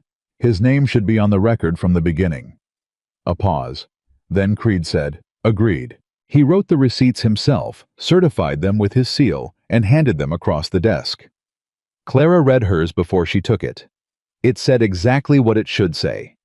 She folded it and put it inside her dress against her ribs, where it would require a significant effort to take from her. One more thing, Caleb said. He was looking at Creed with the direct level attention he brought to things that mattered. The Fontaine brothers and the Vasquez family. If the inquiry confirms the pattern with Greer's transaction. If the inquiry confirms the pattern, Creed said, the question of remedy for all affected parties will be before the federal court. He paused. I cannot promise outcomes. I can promise that this does not get filed in a drawer. They stood to go. Miss Bennett, Creed said. She stopped. The question of how you obtained this document is going to arise, he said. Pendleton will raise it. I know, Clara said. I want you to be prepared for that. I've been preparing for it since I walked out of that office, Clara said. I removed a document from a filing system I built in an office where I worked for 2 years that contains evidence of a federal crime. The legal complexity of that is considerably less significant than the legal complexity of what's in those documents. She met his eyes. And I suspect you know that, Your Honor, which is why you kept them. Creed held her gaze. Then he made a small sound that might have been the beginning of a laugh redirected at the last second into something more judicial. "Good day, Miss Bennet," he said. Cord was still at the saloon when they came out. Clara saw him see them. She watched the calculation happen in his face. They'd gotten in, which meant whatever happened next was above his pay and his instruction. He got on his horse and rode south. "He's going to Holloway," Tom said. "Yes," Caleb said. "What does that mean for tonight?" Caleb looked at Clara. "It means we don't go back the way we came," he said. They took the long route home north through the hill country, adding 2 hours to the ride. Clara didn't complain about the 2 hours. She sat in the saddle and watched the terrain and thought about what Creed had said about federal court and federal marshals and the particular irrelevance of Marcus Holloway's local connections when the matter went above a certain level. She thought about the Vasquez family. She didn't know them. She knew their name on a file, their land, the assessment that had been used against them. Somewhere in this territory, there was a family who had sold their land for half its value because a man with a corrupt attorney and a willingness to divert water had manufactured the conditions of their surrender. She thought about that for a long time on the long ride home. Caleb rode beside her in the particular silence he used when he was letting her think, which was one of the things she had come to value most about being in his company. The man understood the difference between a silence that needed filling and a silence that was doing something. "You're thinking about the other families," he said after a while. "Yes," she said. "So am I." "Creed said remedy would be before the federal court," Clara said. "If the inquiry confirms the pattern, that's a conditional. We don't control the inquiry timeline. We don't control the investigation." "We controlled what we could control," Caleb said. "I keep running the gaps," she said. "What Holloway might do before the federal marshals arrive. What Pendleton might do to muddy the document chain. Whether Tom Greer will hold up if someone leans on him before this gets to a judge." "Tom Greer held his copy of that forged assessment for 8 months, Caleb said. "He kept it because he knew what it meant even when he had no one to show it to. That's not a man who breaks easy." Clara looked at the road ahead. "No," she said. "It isn't." "And Pendleton." Caleb paused. "He knows you took the file. He knows what the comparison shows. He also knows that making noise about a missing file opens a conversation he doesn't want opened. He'll stay quiet," Clara said slowly. "For now, as long as he thinks there's a chance this gets suppressed or dismissed. The moment he believes it won't, he'll try to make a deal." "With Creed?" "With whoever's investigating," Clara said. "Pendleton's a lawyer first. When the weight shifts, he'll shift with it. That's both the problem and the solution." She looked at Caleb. "If Pendleton cooperates with the federal inquiry, we don't need the document chain to be perfect. We have testimony." Caleb was quiet for a moment. "You thought of all this before we left the courthouse." "I thought of half of it before we left the courthouse," she said. "The other half I thought of on this road." He made that sound again, the one she'd heard in the kitchen that first morning when she'd said she didn't have temperature preferences for eggs. The quiet sound that was real. "What?" she said. "Nothing," he said. "Just thinking that Holloway had no idea what he was dealing with when he told Eleanor Pendleton to lock her doors." Clara looked forward. Something in her chest did something she didn't entirely have a name for. "He thought he was dealing with a woman without options," she said. "He wasn't wrong about the options. He was wrong about what a woman does when she has none." They were 2 miles from the ranch when they saw the smoke. Not a cook fire. Not the kind of smoke that meant someone had started a stove. The kind of smoke that rose in a column and spread at the top and had an orange tinge at its base that showed up even in afternoon light. Clara felt Caleb go rigid beside her. "The barn," he said. He pushed the horse forward. She followed. The barn was burning. Not fully. Someone had started it at the corner nearest the road, and the summer dryness had taken it fast, but the main structure was still standing, and the horses were already out. She could see them in the far pasture, which meant whoever had done this had either let them out first, or they'd broken through. The hay inside was catching. She could hear it from 30 feet away, the particular consuming sound of dry feed going up. Caleb was off his horse before it fully stopped, and at the water pump before Clara had dismounted, working the handle with a speed and force that told her he had rehearsed this in his mind every dry summer he'd spent on this mountain. She didn't ask him what she should do. She went to the pump and took over working the handle while he grabbed the first bucket. They were into a rhythm in under a minute, her pumping him running, and she pumped until her arms stopped feeling like arms and started feeling like the pump itself, like machinery doing what it was built for. A neighbor she hadn't met arrived 20 minutes in, a rancher from 2 miles east named Pete Alderman, who came over the ridge with 2 of his own ranch hands and a wagon with a water barrel, and didn't say anything except, "Where do you need us?" and went where Caleb pointed. They saved the barn, not without loss. The north corner was gone, and 2 seasons of hay with it, and a section of the loft floor that would need full replacement. But the structure stood. The horses were unharmed. The tack room on the south end where Caleb kept his tools was untouched. When it was over, Clara sat down on the ground outside the barn because her legs decided independently that sitting was what was happening now. She sat in the dirt with her arms on her knees and her face tipped down, and she breathed. She heard Caleb come to stand beside her. She heard him crouch.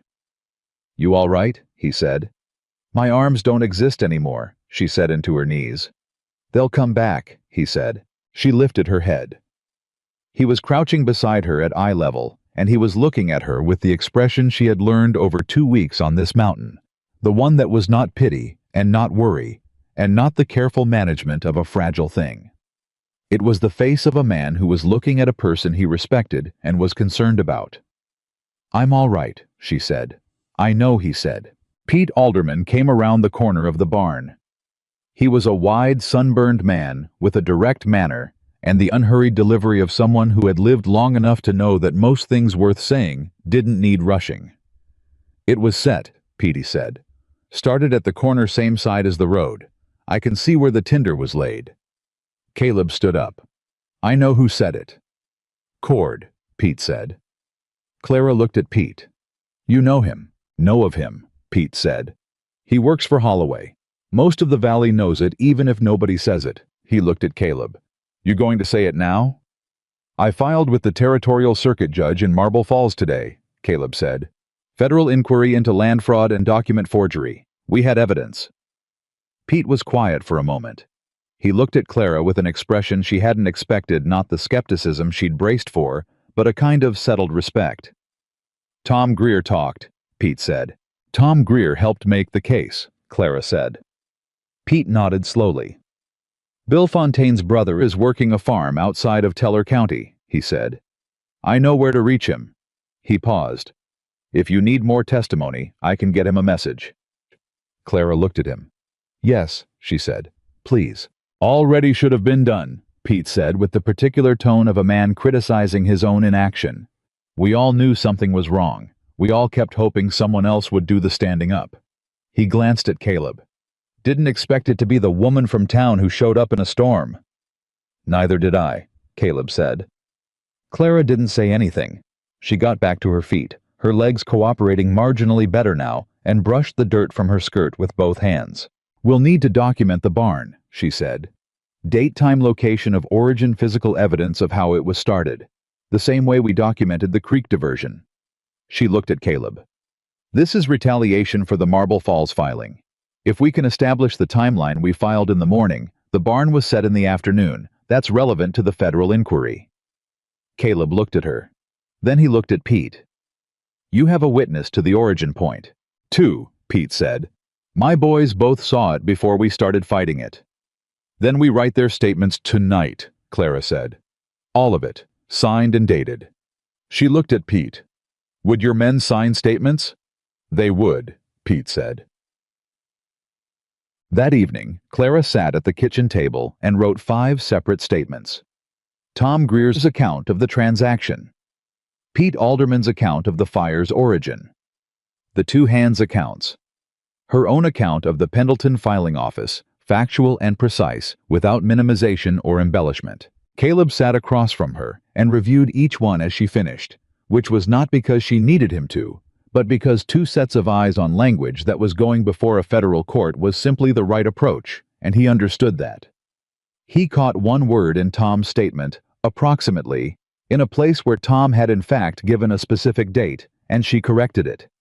When the last statement was done, she put the pen down. The kitchen was quiet. The lamp was between them, same as always. Outside, she could smell the remnant of the fire on the air, the particular combination of burned wood and wet ash that would probably be in the boards of this building for years. "He's going to do more," Clara said. "Yes. The question is whether the federal inquiry moves fast enough." "There's no guarantee it does," Caleb said. "No," Clara said. "There isn't." She was quiet for a moment. "But there are more people who know now. Pete and his boys, Tom, Bill Fontaine's brother when Pete reaches him." She looked at the stack of statements. "Holloway's been able to do this because he operated quietly one property at a time before anyone understood the pattern. The pattern is visible now." "Visible to the right people," Caleb said. "Visible to this mountain," Clara said. "That's where we are. That's what we have." He looked at her across the table. "Clara," he said. She waited. "You came up this mountain 8 days ago with $19 and a sewing bag," he said. "You didn't come here to fight a land fraud scheme." "No," she said. "I came here to find work. And instead I found something that needed doing," she said simply. "That's not unusual. That's most of how important things happen. You're not looking for them. They're just there, and the question is whether you walk past or stop." He was looking at her with that expression again, the specific one, the warm and steady one that she had names for in her own mind that she had not said out loud to anyone, including herself. "I'm glad you stopped," he said. It was a simple thing to say. He said it simply. Clara felt the warmth of it go through her, the way warmth went through a cold room when the stove finally caught, not sudden, but certain, spreading into the corners. "So am I," she said. She held his gaze for a moment. Just a moment. Then she reached across the table and straightened the stack of statements and began folding them into the oilcloth beside the certified receipt from Judge Creed. "The Vasquez family," she said. "I want to find them." Caleb was quiet. "Why?" he said. Not skeptical, just asking. "Because they're the ones nobody has contacted yet," Clara said. "Tom came to us. Pete came to us. The Fontaines can be reached through Pete, but the Vasquez family just disappeared. And whatever happened to their land and their money and their decision?" She stopped. "Nobody should disappear from a thing like this without someone at least trying to find them and say, 'We see what was done to you. We're saying so on the record.'" Caleb looked at her for a long time. "I know where they went," he said. "Maria Vasquez has a sister in Pueblo. I heard it in passing months ago." "Then we find them," Clara said. "After this is settled, when it's safe to reach out without drawing Holloway's attention to them again." "After," Caleb said. "After," she agreed. She tied the oilcloth package closed. She set it on the shelf above the kitchen table, where she could see it from her chair. Outside, the mountain was doing its enormous, indifferent thing. Stars coming out above the ridge. The night cooling the burned smell from the air, slowly replacing it with pine and summer grass, and the particular clean of high altitude after a day of heat. Clara looked at the oilcloth on the shelf and thought about everything it had cost to put it there. 3 years of keeping herself small. 1 day of walking 12 miles in summer heat with no horse and no certainty. 8 days on a mountain learning that the person she'd always been was not a problem to be managed, but an asset someone had finally recognized. She thought about Eleanor Pendleton saying, "You should have known your place." She thought about the boarding house door closing. She thought about the clerk at the hotel and his collar too tight for the heat, and his assumption that her need was her shame. And then she thought about a man on a mountain road who had asked her what kind of work she did before he'd decided anything else about her. Who had asked her opinion before offering his. Who had listened, actually listened, not with the patience of someone waiting to correct her, but with the attention of someone who understood that listening was a form of respect. "Caleb," she said. He looked up. "Thank you," she said. "For the fork in the road. For taking the eastern one." He looked at her steadily for a moment. "I reckon I had some help deciding," he said. She didn't ask what he meant. She understood what he meant. She understood it the same way she understood the supply ledger and the water diversion, and the difference between a man who saw her and a man who looked through her. She understood it clearly, and she let herself understand it, and she did not turn away from it. The lamp burned between them low and certain. Outside, the mountain kept its silence the way mountains did not empty, but full of the kind of quiet that made room for things that mattered to settle into their proper place.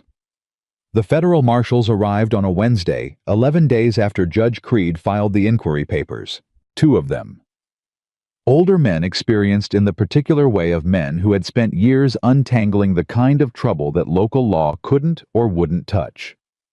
They rode up to the ranch in the early afternoon and introduced themselves at the gate with the unhurried authority of people who did not need to perform their credibility because they carried it in the papers they held. Marshal David Holt. Marshal Wren Carpenter. Caleb brought them inside. Clara put coffee on. She listened to them explain the scope of the inquiry, which was broader than she had hoped and more procedurally complex than she had expected. And she asked 4 questions that made Marshal Holt look at her with the particular attention of a man recalibrating an assumption. "You've had some legal education," he said. "I've had some legal reading," Clara said. "There's a difference. But I've also spent 2 years in a land attorney's office, and I understand enough of the process to know what your investigation needs and what it doesn't." Holt looked at Carpenter. Carpenter looked at his coffee. "Miss Bennett," Holt said, "would you be willing to provide a formal statement as part of the federal record? Not just the written account you gave Judge Creed. A direct deposition." "Yes," Clara said, "whenever you're ready." "There's a complexity," Carpenter said. He had a slower, more careful way of speaking than his partner, the voice of a man who chose words the way a carpenter chose boards for fit and load-bearing. "The manner in which the original assessment document was obtained will be raised by Pendleton's defense. We need to get ahead of that." "I know," Clara said. "I've been thinking about it for 11 days. "And," Holt said. "I was a former employee retrieving personal property," Clara said. "The document I removed was evidence of a federal crime filed within a system I built and maintained. The argument that I had no standing to observe what was in plain sight within a system I personally constructed is a weak argument, and Pendleton knows it's weak, which is why he hasn't reported the missing file to anyone." Carpenter looked at Holt again. This time the look was different. "She's right about that," Carpenter said. "He hasn't reported it," Clara said. "Not to anyone we've been able to identify," Holt said, "which tells us something about what he knows and what he's calculating." Clara set her cup down. "He's waiting to see which way the weight falls," she said. "If the inquiry has enough without his cooperation, he'll try to minimize his exposure by going quiet and hoping his name stays secondary. If the inquiry needs him, he'll try to negotiate," Holt said. "Yes, we've dealt with Garrison Pendleton before. Not this matter, but similar." He paused. "He's not a stupid man." "No," Clara said. "He's not. He's a man who made a profitable choice and told himself it was a legal one. And now he's watching the ground shift under that argument and deciding whether to jump before it goes completely." Holt looked at Caleb. "Mr. Whitaker, the barn. Set deliberately," Caleb said. "Pete Alderman and 2 witnesses documented the origin point. I have their signed statements." "Clara." He glanced at her. "Miss Bennett organized the documentation." "We'll need those statements," Carpenter said. "They're here," Clara said. She went to the shelf and brought the oilcloth to the table and untied it with the same care she had used every time, because the care was the point.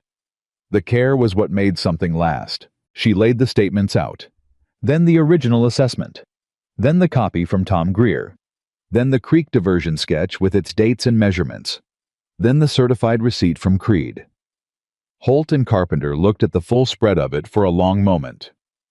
"You built this case in 11 days, Holt said. "We built it," Clara said. "Caleb provided the land evidence. Tom Greer kept his copy for 8 months. Pete Alderman got us witnesses for the barn. I organized it." "You did considerably more than organize it," Carpenter said. Clara looked at the documents on the table. "Someone had to," she said. The depositions took 2 days. Marshal Holt took Clara's on the first day in the kitchen with Carpenter as witness and a court recorder.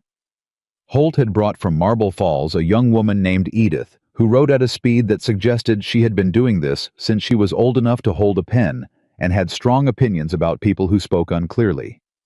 Clara spoke clearly. She gave the deposition the same way she gave everything that mattered, sequentially, precisely, without embellishment or minimization. What she had seen in the Pendleton office during her 2 years of employment. The correspondence between Pendleton and Holloway she had processed. The format of the territorial assessment documents and the specific ways the forged copy deviated from the standard. The date she had re-entered the office and what she had found when she compared the originals to Tom Greer's copy. Holt asked follow-up questions. She answered them. When he asked something she wasn't certain about, she said, she wasn't certain about it because the deposition was going into federal record, and the federal record was not a place for approximation. When it was done, Edith read the transcript back to her, and Clara made 2 small corrections of phrasing and signed it. Holt looked at the signed document for a moment. Then he said, "Miss Bennett, in 20 years of federal investigation work, I have received depositions from hundreds of witnesses. Yours is in the top 5 for precision and clarity." Clara looked at him. "Is that relevant to the inquiry?" "No," he said. "I just thought you should know it." She held that for a moment. She thought about Eleanor Pendleton telling her she was a disruption. She thought about the hotel clerk and his collar and his certainty that her need was her shame. "Thank you," she said. "It's relevant to me." Tom Greer gave his deposition on the 2nd day. He came to the ranch for it. Clara had suggested this, so he'd be on ground he'd already established as safe with people he already knew. He sat at the same kitchen table and told the same story he'd told in Creed's office, and this time it was going into federal record, and that made it different in a way. Clara could see in his posture, straighter, more certain, the posture of a man who had waited 8 months to have the right audience and had finally found it. When Tom finished, and Edith finished reading it back, and Tom signed it with his careful, deliberate hand, he sat for a moment with his palm flat on the page. "Does this get us our land back?" he said. It was directed at Holt, but Clara answered because she knew the answer more completely than Holt did. "The federal court will determine remedy," she said. "The inquiry establishes the crime. If the fraud is proven, the transactions can be challenged. It's not certain, Tom, but it's the only path that exists, and it's open now." Tom looked at his hand on the signed page. "Martha always said I should have fought harder," he said quietly, "when they came with the papers." "You fought the way you knew how to fight with the information you had," Clara said. "That's all any of us can do." Tom lifted his hand from the page. He looked at Clara with the expression of a man who had been carrying something heavy for a long time and had just been told he could set it down now, not because the weight was gone, but because there were others holding it with him. "Thank you," he said, "for going into that office." Clara held his gaze. "Thank you for keeping your copy," she said. 8 months is a long time to hold something when no one's asking for it. Tom Greer nodded once, put his hat back on, and stood up. 3 days after the marshals left, Marcus Holloway made his last move. It didn't come from Cord this time, and it didn't come in the form of fire or blocked credit or riders on the road. It came in the form of a letter delivered to the ranch by a boy from town who handed it to Caleb at the gate and rode away fast, the way people rode away from things they didn't want to be associated with. Caleb brought it inside. He handed it to Clara because it was addressed to her. She looked at the envelope. Her name was written in a hand she didn't recognize, too precise to be Holloway's own, which meant it had been written by someone employed to write it, which meant Holloway was being careful about what could be traced. She opened it. It was 1 page. She read it standing at the kitchen table. She read it twice. "What does it say?" Caleb said. She set it on the table and stepped back from it slightly, the way you stepped back from something to see it clearly. "He's offering me money," she said. "A settlement. In exchange for withdrawing my deposition from the federal record and leaving the territory within 30 days. Caleb went very still. "How much?" he said. $500, Clara said. She watched that land. $500 was more money than she had earned in 3 combined years with the Pendletons. It was enough to go somewhere new entirely and start over with real stability, the kind she hadn't had since before her marriage. It was in the cold arithmetic of practical reality, a significant sum for a woman with $19 to her name 2 weeks ago. "What else does it say?" Caleb said. He knew her well enough now to know when she'd left something out. "It says." She picked the letter up again and read the exact words because she wanted him to hear precisely what Holloway had written. "It says that the matter of how I obtained the Pendleton documents will be aggressively pursued in territorial court if I decline, and that my reputation in this territory already," she paused, "already compromised by the circumstances of my departure from the Pendleton household, will not survive the process." She put the letter down. Caleb looked at it. His jaw was set in the way it got when he was managing something that wanted to come out differently. "He's threatening your reputation," Caleb said. "He's threatening my reputation as if it's a thing he owns and can damage at will," Clara said. "Which is exactly how men like Holloway think about women like me. We are assets and we are liabilities, and the only power we have is the power they assign us." "Clara." "I'm not going to take it," she said. He stopped. "I know," he said. "I want you to understand why," she said. "Not because I can't use $500. I can use $500. Not because I'm certain the federal case succeeds and I get something from that outcome. I'm not certain." She picked the letter up and looked at it once more. "I'm not going to take it because if I do, Tom Greer's deposition is the only one standing, and Holloway will come for Tom next, and Tom held on for 8 months alone and deserves not to hold on alone again. And because the Fontaine brothers and the Vasquez family." Her voice got steady in a way that meant she was managing something. "They never had anyone go into that office for them. No one looked at their documents. No one compared what they were given to what was real." She set the letter down for the last time. "I am not going to be the person who had the chance to do right by them and took $500 instead." The kitchen was completely quiet. Caleb looked at her for a long time. In the lamplight, his face was open in a way she hadn't seen from him before. Not the careful, managed openness of a man who had taught himself not to need people. Something more. Something that had been deciding whether to surface for 2 weeks and had apparently decided. "I need to say something to you," he said. She waited. "When I found you on that trail," he said, "I thought I was doing a practical thing, offering shelter before a storm. No more complicated than that." "I know," she said. "It got complicated," he said. "I know that too." He came around the table. He didn't touch her. He stopped at a respectful distance and looked at her directly, the same way he looked at everything he was serious about. "I'm not good with words," he said. "I want you to know that before I use some." "You're better with them than you think," she said. "Clara." He said her name in that particular way, careful, like something worth being careful with. "I don't know what the federal case brings. I don't know how long the inquiry takes or how it resolves. I don't know what Holloway does next, though I have some ideas, and I don't know whether this mountain ends up being a place we can hold or one we have to fight for every season." "That's a lot of not knowing," she said. "Yes," he said. "But I know one thing." He held her gaze. "I know that 2 weeks ago I had a functioning lonely ranch and a life I had organized very specifically around not letting anything matter too much. And now I have—" He stopped, started again. "I have someone across the kitchen table who reads law books in her spare time and builds supply ledgers from memory and goes into a man's office and walks out with evidence of federal fraud and doesn't flinch when the barn catches fire." Clara felt the warmth of it move through her again, certain and spreading. "And," she said. "And I don't want that across the table to be temporary," he said. "I want it to be the thing I come back to every day, the thing that's here." He paused. "If you want to be here." She looked at him for a moment. She thought about the letter on the table and $500 and a new start somewhere else entirely. She thought about what it would look like to go.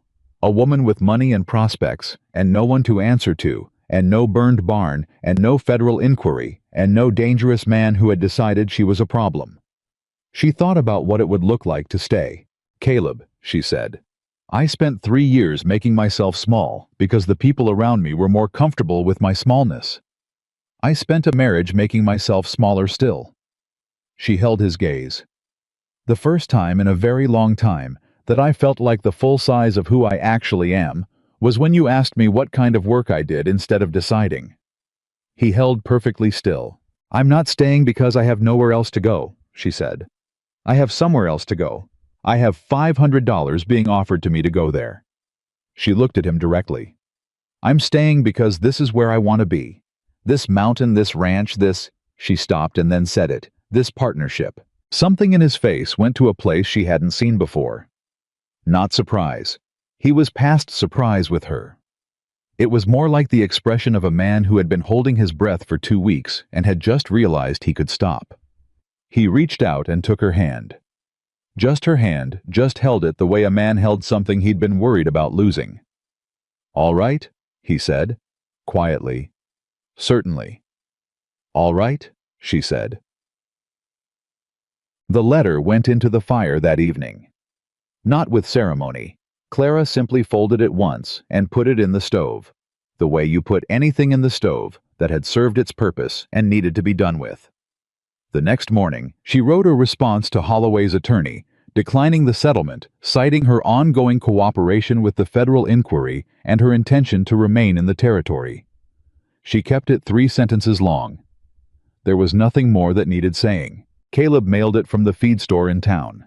He came back and reported that Cord had been in the feed store when he arrived and had left abruptly when Caleb came in, which told them that whatever Marcus Holloway's next move was going to be, it was recalibrating.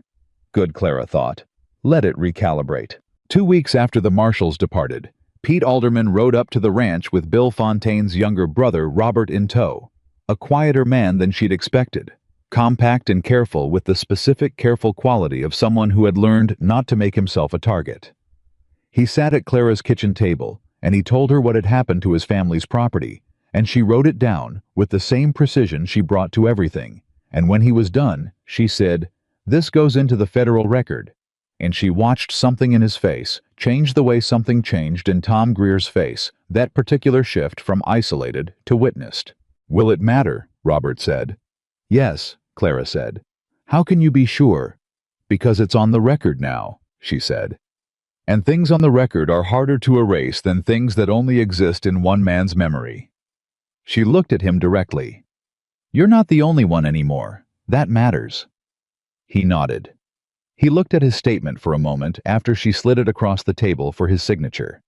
He picked up the pen. "My brother said we shouldn't have sold," he said. "Said we should have found a way to hold on." "Your brother didn't know it was fraud," Clara said. "You didn't know. You made the best decision you could with the information you were given. The fraud is Holloway's crime, not your failure." She held his gaze. "Sign the statement, Robert. That's the decision that matters now." He signed it. She added it to the oilcloth package, which had grown considerably since its first contents. Statements, sketches, receipts, correspondence, the original assessment, and its forged copy, the certified record from Creed. A whole architecture of documented truth that Clara had built on this mountain in the space of a month. She tied the oilcloth and looked at it on the shelf and felt a satisfaction that was not triumph. It was quieter than triumph and more lasting. The satisfaction of a person who had done a real thing completely. The territorial newspaper ran a story on a Thursday, 6 weeks after the inquiry filing. Caleb brought it back from town wrapped under his arm, and Clara read it at the kitchen table while he watched her face. The story named Holloway.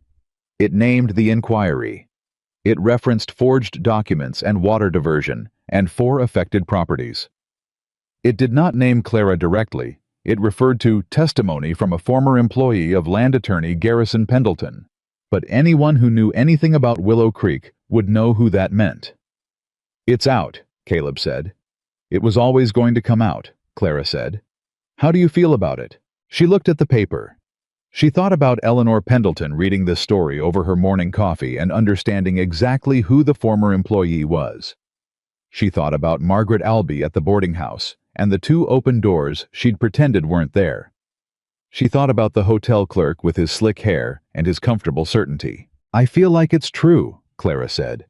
"And true things being known is what I came up this mountain for." She folded the paper. What else did you hear in town?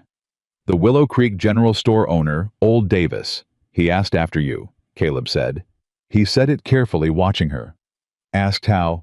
Asked if you were well. Said he'd heard about the inquiry and the barn and that you'd stood your ground. Caleb paused. Said he wished he'd rented you a room when you asked. Clara was quiet for a moment.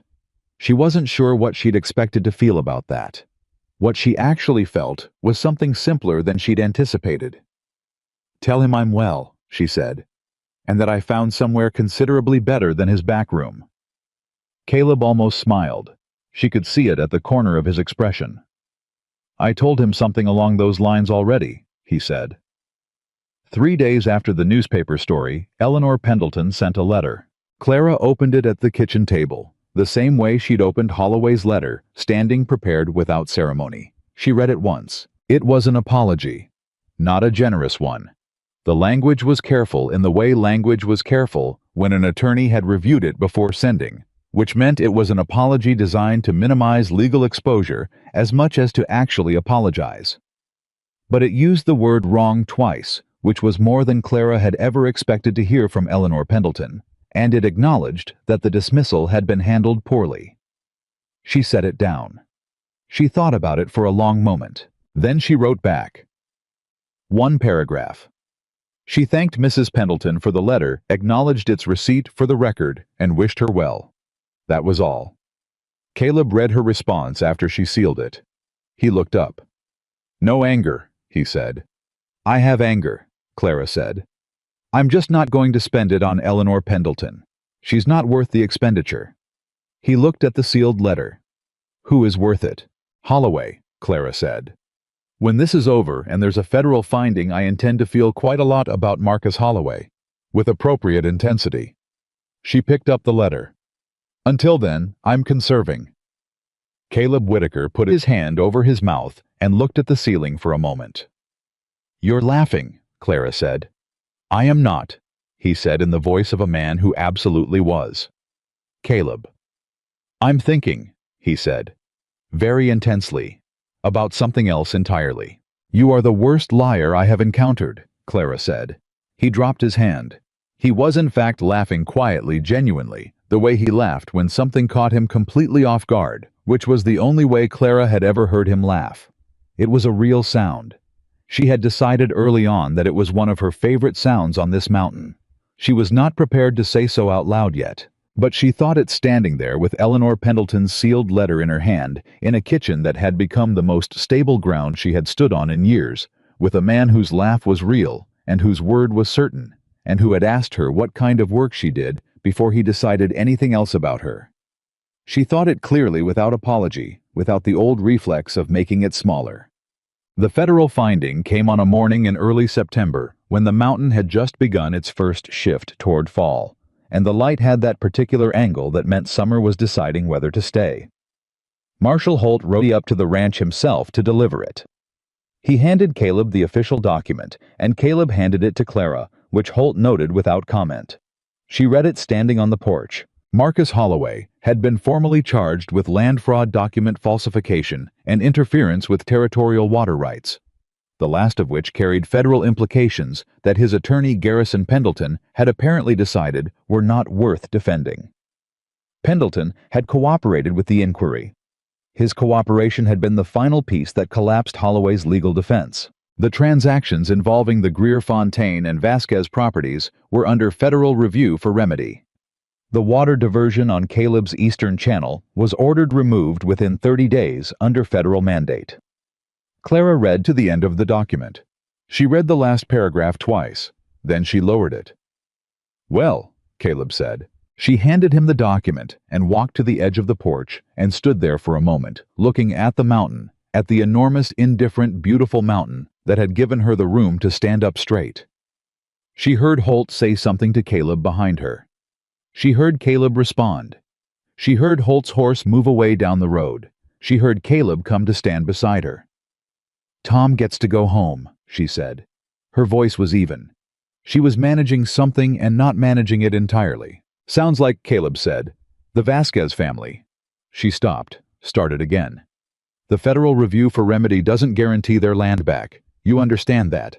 It's a process, not a— Clara, he said. She stopped. Let it be what it is for a minute, he said. You can analyze it in an hour. Let it be what it is first. She was quiet. She let it be what it was. It was the end of something that had hurt people who deserved better. It was the beginning of something that might give them something back. It was imperfect and procedural, and it had taken 2 months of the most focused effort of her adult life, and it was not finished. There were still court proceedings and remedy hearings and the long, slow work of reconstituting what fraud had taken apart.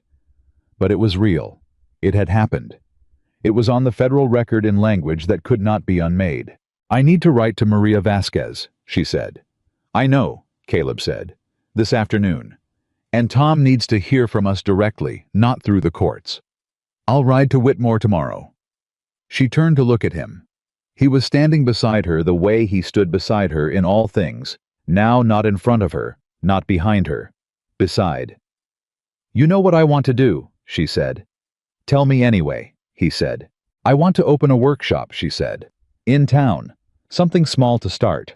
Where women who need work can learn skills that pay sewing, bookkeeping, household management presented properly, not as servitude, but as a profession. She held his gaze. The kind of place I needed 3 years ago and couldn't find. He looked at her steadily. In Willow Creek. In Willow Creek, she said. Where people slammed doors in my face and decided what I was worth before I opened my mouth. Yes. She paused. Because that's where the women who need it are. Caleb was quiet for a moment. Pete Alderman's wife has been looking for something like that for 2 years, he said. She told me last spring, said there was nowhere in this valley for women to learn a trade. Then she should be the first one through the door, Clara said. He looked at her. He looked at her the same way he had looked at her across the kitchen table the night she built the supply ledger from scratch, that look of a man recalibrating an estimate he'd made low. You're going to change this valley, he said. We're going to change this valley, Clara said. Or try to, which is all anyone can promise. He reached out and took her hand again, the same way he had the night she'd decided to stay. Not possessively. Not as a claim. As a presence. As the particular warmth of a person choosing to be beside you. Clara Bennett, he said. She looked at him. I want to say something and I want to say it plain, he said. You always say things plain, she said. It's one of the things She stopped herself. Go ahead. He heard the stop. She could see that he heard it, and she could see that he filed it away with the careful attention he brought to things that mattered. I cannot erase what happened to you, he said. The years you spent making yourself small. The marriage that asked you to disappear. The town that decided your value before you had a chance to demonstrate it. His hand tightened slightly on hers. I cannot erase any of that, and I wouldn't pretend to. I know, she said, but I can tell you. He met her eyes directly, that every morning I will wake up on this mountain knowing exactly who is across that table and considering it the best piece of luck I have ever had. And every day I will make certain that you never have to argue for your own worth. Not to me, not here, not once. Clara looked at him. The mountain was behind him, and the September light was on his face, and he was exactly what he had been the day she met him on the trail. A man who stated facts plainly, because they were facts, and he saw no reason to say more than what was true. She had spent 2 years with a man who told her she was too much. She had spent 3 years in a town that told her she was not enough. She had spent an entire adult life calibrating herself to the measurements of people who had no business measuring her. She was done calibrating. Caleb, she said. Yes. I started to say something a moment ago, she said. Before you went ahead. He waited. It's one of the things She repeated the stop deliberately, then finished it. Love about you, that you say things plain. The word landed between them. Not dramatically. Quietly. The way true things landed when you finally stopped being afraid of them. He looked at her for a long moment. His hand was completely still around hers. That's a significant word, he said. I don't use words I don't mean, she said. No, he said. You don't. He brought her hand up and pressed it briefly firmly against his chest, against his heartbeat. She realized which was not entirely steady, and then he held it there for a moment and looked at her with everything that had been building in his face for 2 months, sitting completely visible on the surface of it. "I love you, Clara Bennett," he said. "I reckon I have since about the 3rd morning when you made coffee before I was awake and told me you didn't have temperature preferences for eggs." She felt the laugh come up before she could decide about it. It came out warm and real, the kind of laugh she had not laughed in years, unguarded, the laugh of a person who was exactly the size they actually were, in a place that had room for all of it. "That is possibly the least romantic context for that statement," she said. "I told you I wasn't good with words." "You're considerably better than you think," she said. "You always have been." She stepped toward him, the way you stepped toward the thing you had decided on, without hesitation, without the old reflex of making yourself smaller to fit the available space. She was not making herself smaller. She was not making herself anything. She was simply finally, completely, herself. And the man on this mountain had room for all of it. Had made room from the first morning without being asked. He put his arm around her, and she stood against his side, and they looked at the mountain together.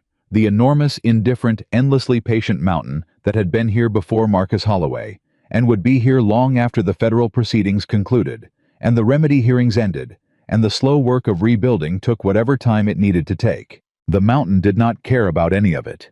The mountain simply was.